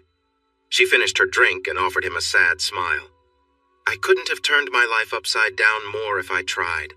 I went from being happy and doing well to feeling alone and lost in just 1 semester. She shifted a little away from him. And in the middle of all that, I hurt you badly. She indicated she wanted a refill, then prepared herself for what was next. My parents were heartbroken. They couldn't believe I had failed, especially my dad. I didn't have the heart to explain it to him. He still doesn't know? Tim asked. He passed away just over 2 years ago, she said, her voice trembling as tears threatened to come again. Oh, Donna, I'm so sorry, Tim said, feeling emotional for her. He remembered how kind her father had been to him. He reached out and held her shoulder, wanting to comfort both her and himself. They shared a moment of embrace, then Donna pulled back and looked into his eyes. He really liked you, you know, she said with a brief smile, remembering happier times. Then I spent the last 2 years of his life not telling him the full truth about what happened. She pulled back again, and they sat in an uneasy silence. Okay, your turn, she said suddenly. Tim looked puzzled. You must have questions about all of this. I'd rather we talk now than keep wondering if there's anything left unsaid. Her expression showed she was determined to continue and didn't want pity right now. He took a deep breath, trying to find a kind way to ask some of the many questions swirling in his mind. Donna seemed very emotionally tired, and he wanted to be careful not to upset her. He was surprised at how much that thought was starting to bother him. So, were you planning to break up with me to be with him? She looked down. I never thought about breaking up with you until I was with him. After it happened, I realized I crossed a line I couldn't return from. I don't know how I could have faced you again. I didn't even think about dating him until after you were gone. I've talked to someone about all of this to try to understand, but honestly, there are no good reasons for why I acted so thoughtlessly. It all sounds like excuses. You're seeing someone, right? He asked awkwardly. Donna laughed softly. I don't think we should discuss that. I've had some personal issues since everything happened. That's not your burden, and I don't want you to feel sorry for me. Let's just say I've been talking to someone who helps me face my mistakes and their consequences. So why now? Tim asked. After all this time, why did you choose now to come see me? It was her idea, Donna replied earnestly. I always wanted to tell you what really happened. I'm sure you imagined the worst about what I did. Even though I deserve any bad feelings you have about me, I thought it might help you move on if you knew the entire truth. After a while, I stopped trying, but then she suggested that I reach out to you. Enough time has passed that maybe you wouldn't hate me enough to not want to hear what I had to say. I'm not sure hate is the right word, Tim said softly. I was really angry at you and hurt. Maybe I tried to hate you to get through what happened. He saw her wince and took her hand, but I never could bring myself to do it. So many of my best memories are tied to you, it feels like hating a part of myself. She looked at him with gratitude. Tim, I know I can't say it enough, but I am truly sorry for what I did. She paused, trying to steady herself. I could never forgive myself for my actions. Believe me, I wouldn't ask that of you. Tim studied her, trying to process her clear regret without letting it cloud his view. I don't know what to say, it's a lot to take in. About that last night with Jake. He paused, trying to choose his words carefully. Is that something you want to discuss? She thought quietly for several moments. I really don't, Tim. I thought I could, but now that I am here, I know it's not possible. Trust me when I say we ended things, and it was really difficult. It showed me who he really was, and it helped me realize that I needed to grow up. She stopped and looked at him, trying to find the right words. It made me see that the struggles I faced were in my head, and not something anyone, especially you, she said firmly, did to me. Tim felt she was truly sorry. It made him feel lighter, but he was still uncertain about where things stood. He decided she had enough to think about for one day. Let's think about this later, Tim suggested. He saw her smile at the idea of talking more in the future. Do you want to just relax here for a bit? We don't have to talk about the past anymore. No, I'm a bit tired. I should leave before I have too much to drink and can't drive home. I want you to know that I truly meant what I said. I came here so you could have answers to your questions. If there's anything else you want to know, I'll try my best to be open about it. I'll be away for a few days, she said softly. Cindy lives a few hours away and I promised to visit. I'll be back on Wednesday if you want to talk again. I would really like that no matter what we discuss. This means a lot to me, Tim. Thank you. After a final hug, Donna left. Watching her go, Tim felt even more confused about what to do next. All he knew for sure was that it was time to see an old friend. As it was getting dark, he pulled off the highway at a truck stop. He filled the car with gas, then parked and went inside. When the waitress seated him, he ordered a glass of water and 2 menus, then waited as patiently as he could. About 10 minutes later, a young woman walked in. She was about 5'7", slim, and had a friendly way about her. "Tim," she said, walking quickly to the table. She gave him a warm hug and stepped back, looking him over. "You look great." "Hi, Cindy," he replied with a big smile. "You look even better than I remember." She smiled back and gave him a quick kiss on the cheek. They sat next to each other in the booth and spent several minutes chatting about simple things before moving on to the harder topics. "So she finally came to see you?" He nodded seriously. "Yes, it was really intense. At first I was quite upset, but then I realized I needed to understand what happened." After she explained, he looked down, searching for the right words. "I didn't know how to feel. That's why I wanted to talk to you. Are you okay with that?" "Tim, I would have spoken with you any time you needed. I always thought you were a great person, and I felt that Donna was very fortunate." He couldn't hide his happiness at her kind words. Cindy was always nice, but during college he never understood how Donna's friends really saw him. We had a big argument about what happened. Usually she could read people well, but he made her doubt herself. It ended so badly that... "What did she tell you?" "I'd like to hear what you know first. She said she explained everything, including how it ended. I just need to find a way to confirm some of what she said. I want to trust her completely, but I had been angry with her for so long that it's hard to just let it go. Honestly, I really want to move past this. She seems truly sorry, and I hope I can believe her. Sometimes I feel unsure about what is real with her." Cindy looked at him with understanding. "Well, she never asked me not to tell you, so I guess it's okay." They talked for the next hour, with Cindy confirming everything that Donna had shared. She also added a few details about Donna's shaky emotional state that complicated things further. He was surprised Donna hadn't told him things that might have helped him see her side better. It was confusing, but he appreciated that she hadn't tried to gain his sympathy. When they got to the topic of Donna's breakup with Jake, Tim interrupted. "Listen, I have to be honest. She didn't explain what happened, just that they had a fight. I don't want to put you in a tough spot, but I feel it's something I should know.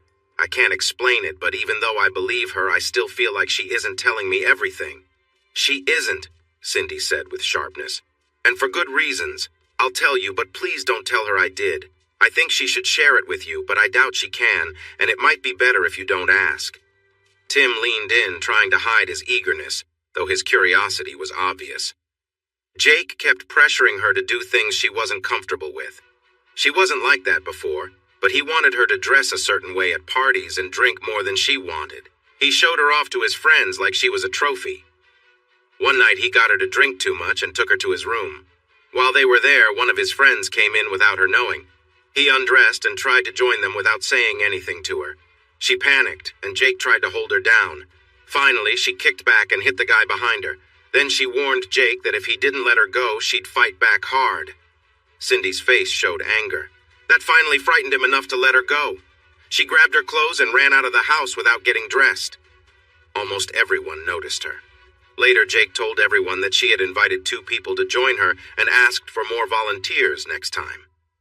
When she chose not to see him again, he started spreading rumors that she had been with several players. Now, whenever she tried to go out later, people assumed she was easy because they had heard it through the gossip. Some guys even said mean things to her in class. She couldn't handle the embarrassment, and her grades suffered. Eventually, she lost her scholarship and had to leave school, all because of him. Tim regretted asking about her and felt sorry for being so curious. He was shocked to find his hands clenched tightly. Suddenly, what Jake had done to him seemed less important compared to what Donna had endured. They sat quietly for several minutes. Finally, Cindy said she needed to go because her fiancé was waiting for her. After a quick hug and a promise to attend her wedding, Tim walked Cindy to her car. He then got back in his own vehicle and began the long drive home. It felt nice to be on the empty road at night. There was a lot on his mind. "Do you want to come over and talk?" Pete asked. "No, I need to figure this out on my own. I just wanted to update you on where things stand. You have every right to feel how you do about her, but you should know her side of the story was pretty intense. I'm not sure what I should feel, but things are complicated." Pete sounded irritated. What could she have said that would make her actions okay? That's the thing. She didn't try to justify her actions. She shared everything that happened and her reasons.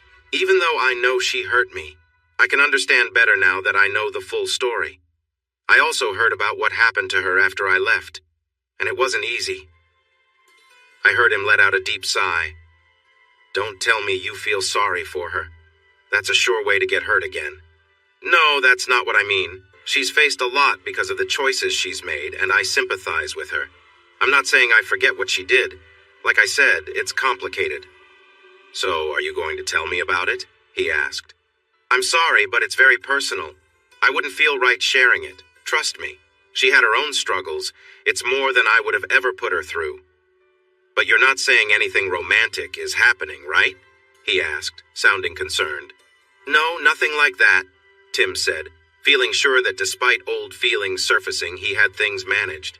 "She came to share her side, not to ask for my forgiveness. I think she felt so guilty about her past choices that she was having a hard time coping." "Yeah, I can see how that could happen," he admitted slowly. "I just want you to be careful. I know how she was really on your mind before. You don't want to go through that again." "Definitely not," Tim said, feeling more sure of himself. "It's a little tricky having her around because of our past, but she's changed a lot. Trust me, I'm not caught up in old feelings." Tim said goodbye and went for a swim. As he walked into the water, he couldn't stop thinking about how lovely Donna looked during that moment he witnessed. He dove in to shake the thought from his mind. While Donna was away, Tim didn't hear from her. He thought about calling her, but quickly pushed the idea aside. He believed the best thing to do was to focus on work where he felt more in control. On Wednesday, after work, Tim noticed the message light on his answering machine was blinking. He tried to act calm, but he felt a rush of energy as he rushed to check it. "Tim, it's Donna. I wanted to let you know I'm back. I'm running some errands, but feel free to call me anytime." He quickly reached for the phone, but then paused to take a deep breath. "Calm down. You're acting like a kid," he reminded himself. Ignoring the urge to call her right back, he headed to the kitchen to make a snack. After taking a moment to collect himself, Tim picked up the phone and dialed her number. "Hi, Tim," her voice greeted him warmly. "Hey, Donna, did you have a good trip?" he asked, trying to sound relaxed. "Yes, I did. Cindy looked great, and I met her fiancé. They seem really happy together," she said with a hint of nostalgia. Tim paused, realizing he wasn't prepared for this conversation. After a silence that felt long, he said the only thing that came to mind. "Well, I'm going to Pete and Trisha's for dinner. Would you like to join?" There was a brief pause on the other end. "Could we do something tomorrow instead?" "Sure, that sounds good," Tim replied, feeling a bit awkward for stumbling over his words. "Have a nice evening and tell them I said hello." Tim ended the call and stared at the phone, unsure if he felt let down or if she had done him a favor. Mixing Donna and his feelings with Pete and Trisha at their place? He shook his head and started up the stairs, determined to sort things out. The next day went better. Tim was busy at work and managed to keep his thoughts off Donna for the most part. He called her, and they made plans for dinner and a walk. There was a restaurant nearby next to a small stream. Couples liked to stroll along the path, and there were many quiet spots to sit and chat. He thought it would be a nice place to go that felt easygoing. Tim was pleasantly surprised when he picked her up. She was wearing a simple evening dress that looked beautiful without being over the top. She was clearly just as eager to avoid looking romantic as he was. He wondered if she felt unsure about where things were heading, just like he did. Dinner was delicious, but the conversation was even more engaging.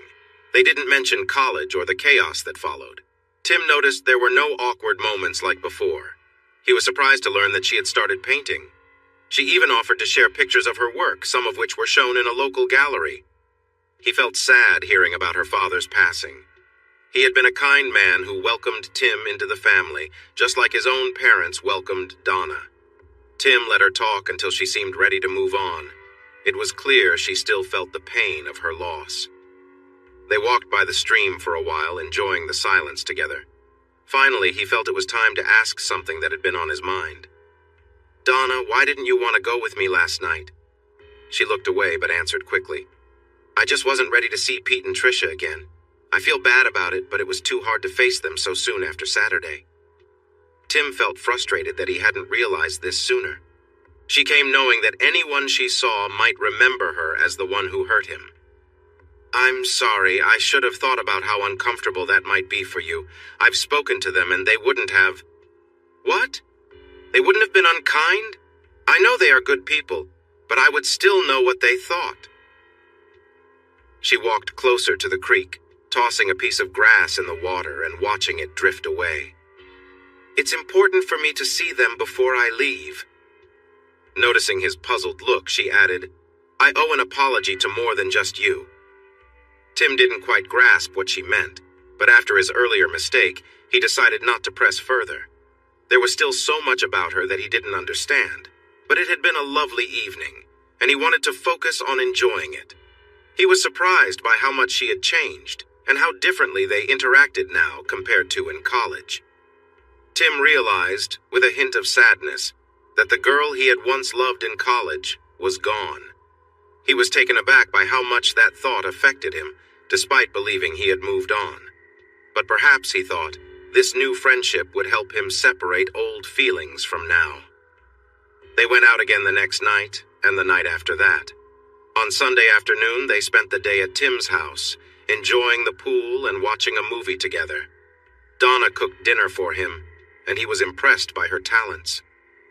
At the end of the night, she suddenly kissed him on the cheek. As Tim watched her walk to her car, he touched his face, feeling comforted by the gesture. The feelings he once had were gone, but seeing the lovely woman getting into her car still affected him. He didn't know exactly how to feel, but remembering her kiss made him smile without thinking. For the first time since her return, he didn't question her actions or how he should react. "Pete will see you soon," Rhonda told Tim. She looked at him strangely, then smiled. "What's going on with you today?" He shrugged, feeling puzzled. "Nothing. Why?" She looked at him for a moment as if about to say something, but then thought better of it and went back to her tasks. Tim's day had been strange. His co-workers kept making vague comments and giving him smiles that made him think they were sharing a secret joke. Usually he would be annoyed by this, but for some reason, it didn't bother him today. Pete opened his door and waved him in. "Did you finish the new analysis you were working on?" he asked as Tim handed him a folder and sat down. "Yeah, here it is. I think we can make the changes without needing any major updates. We should let the team review the details, but I'm confident it will work out."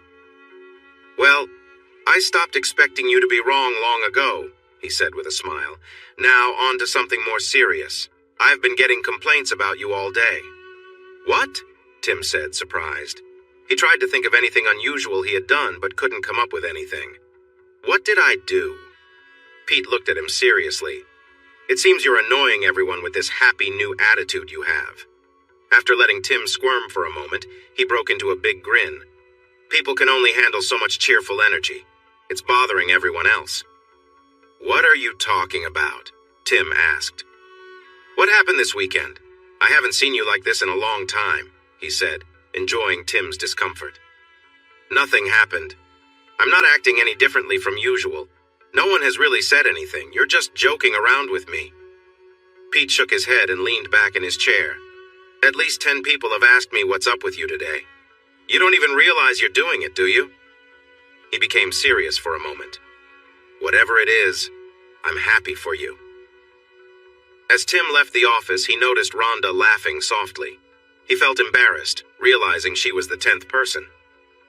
On Tuesday, Donna visited again, and they talked about dinner with Pete, and Trish planned for Wednesday night. She offered to go with Tim this time, but he thought it would be better for everyone to go out together that weekend. After what happened before, he wanted to make sure she felt comfortable.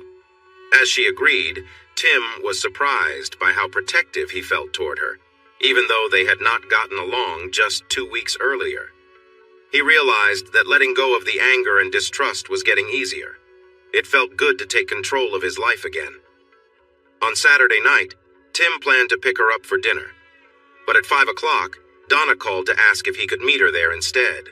He was about to ask why when she mentioned that he should arrive a little late. "Why do you want me to be late?" he asked. "I want to talk to Pete and Trisha alone first. It's something I need to do before we sit down together," she replied firmly. "Donna, that's not necessary. You don't owe them anything. I told them everything is all right between us." Tim paused, hearing the determination in her voice. "I should at least be there with you." "Tim," she sighed, "your friends welcomed me into their lives when we were together.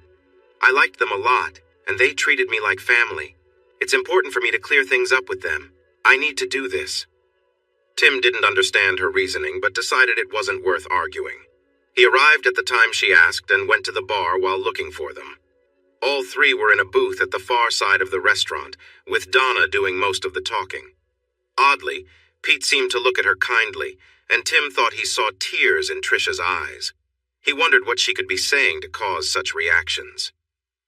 Seeing that the conversation was still happening, he ordered a beer while he waited. When he turned back to their table, he saw Trisha and Donna hugging. Tim watched, intrigued, as they finished, and Donna headed towards the ladies' room. Thinking it was a good time to say hello, he grabbed his drink and approached their table. Trisha noticed him first and stood up, giving him a hug. "What was that all about?" he asked. "It seemed pretty serious over here." They exchanged uneasy glances, and then Pete spoke up. "We were just catching up. You should ask Donna about it later." Tim nodded slightly, accepting this. He picked up the menu, and just as he put it down, Donna returned to the table. Tim welcomed her with a warm hug, holding it for a few seconds and gently rocking her. He knew the talk they had must have been difficult for her. He felt her grip him a little tighter as she softly said, "Thank you." Tim was amazed at how they seemed to understand each other without words over the past few days. The rest of the evening was filled with laughter as they reminisced about funny moments from the past year, often at Tim's expense. At least Pete took the time to mention how much Tim had improved at work and how well respected he had become. Tim noticed Donna smiling frequently, clearly impressed by Pete's kind words. She encouraged him with gentle squeezes of his arm. The dinner went smoothly, and afterwards they went dancing, where Tim finally got to show off what he had learned. "Wow," she exclaimed as she came off the dance floor after several songs. "You've become so much better." Tim felt proud as he explained the lessons he had been taking. He chose not to tell her that it had been Trisha's idea after she saw him struggle during a previous night out. The next day, she brought him a card to a local dance school, having already paid for a month of lessons. Though a bit embarrassed, he appreciated her thoughtfulness and attended the lessons with little complaint. He found them enjoyable and continued, even though he had little chance to practice outside of moments with Trisha. When the band played one of his favorite songs, Tim tried to persuade Donna to dance again, but she said she needed a break. She turned to Trisha and asked her to join him instead. Trisha happily agreed and accompanied him to the dance floor, where they became the focus of attention. Trisha was a lovely woman and a fantastic dancer, and they quickly drew cheers from the crowd. Once the song ended, the applause for them seemed as loud as that for the band. As a slow song began, she drew him in close. Tim leaned his cheek against hers as they swayed to the music. He glanced over at Donna and saw her chatting with Pete, her gaze still on him. She wore a big smile, and he couldn't help but smile back. Trisha noticed his gaze and then returned her attention to him. "You know she really likes you, right?" she whispered. For a moment, he lost his rhythm on the dance floor as the words registered. Trisha nudged him gently, helping him find his step again, even as he tried to seem casual while looking into her eyes. "That's not true. We hardly know each other anymore," he replied, unsure if he sounded as convincing as he hoped. She shook her head slowly, a playful smile on her face. You can't be that unaware. Tim glanced over at Donna, who had turned her attention to Pete. He couldn't help but notice how nice her dress looked on her. Her long black hair fell gracefully over her shoulders, contrasting nicely with her fair skin. She was laughing at something they shared, her joy capturing his attention. He remembered her from college but felt a deeper appreciation for her beauty now. It took him back to a night by the pool. The way the shadows touched her, the elegance in her movements, how she walked with a graceful strength. Trisha leaned back toward him. Is that for her? Or should I talk to my husband? Tim suddenly realized he felt very uncomfortable, caught off guard. Trisha, I'm really sorry, he stammered. Don't worry about it, she said with a light laugh. It'll be our little secret. She glanced down for an instant and added playfully, well, maybe not so little. Tim felt his face turn bright red, wishing he could disappear. Just think about my husband sitting over there and what he would do if he knew. That should help you focus. Tim chuckled at the thought and managed to regain his composure. As the song ended, they stepped off the dance floor. He caught curious looks from both Pete and Donna. Before he could say something awkward, Trisha stepped in to help. She shrugged. All I said was that if he kept dancing like that, I might have to ask Pete to take me home. She winked at her husband before turning back to Tim. He felt grateful and quickly tried to change the topic. Throughout the night, Tim couldn't shake what Trisha had hinted at. Sure, part of him was thrilled to be around Donna again. She was lovely, and he held many cherished memories with her. However, after their tough breakup, he hardly knew this new version of her. She had changed so much. How could he be sure of anything? After an hour, they decided it was time to go home.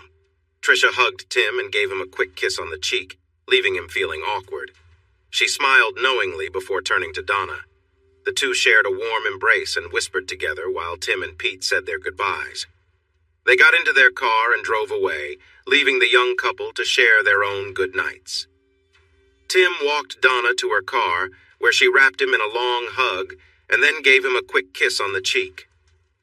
I had a wonderful time tonight, she said softly. Thank you. Her eyes met his. You are such a great man.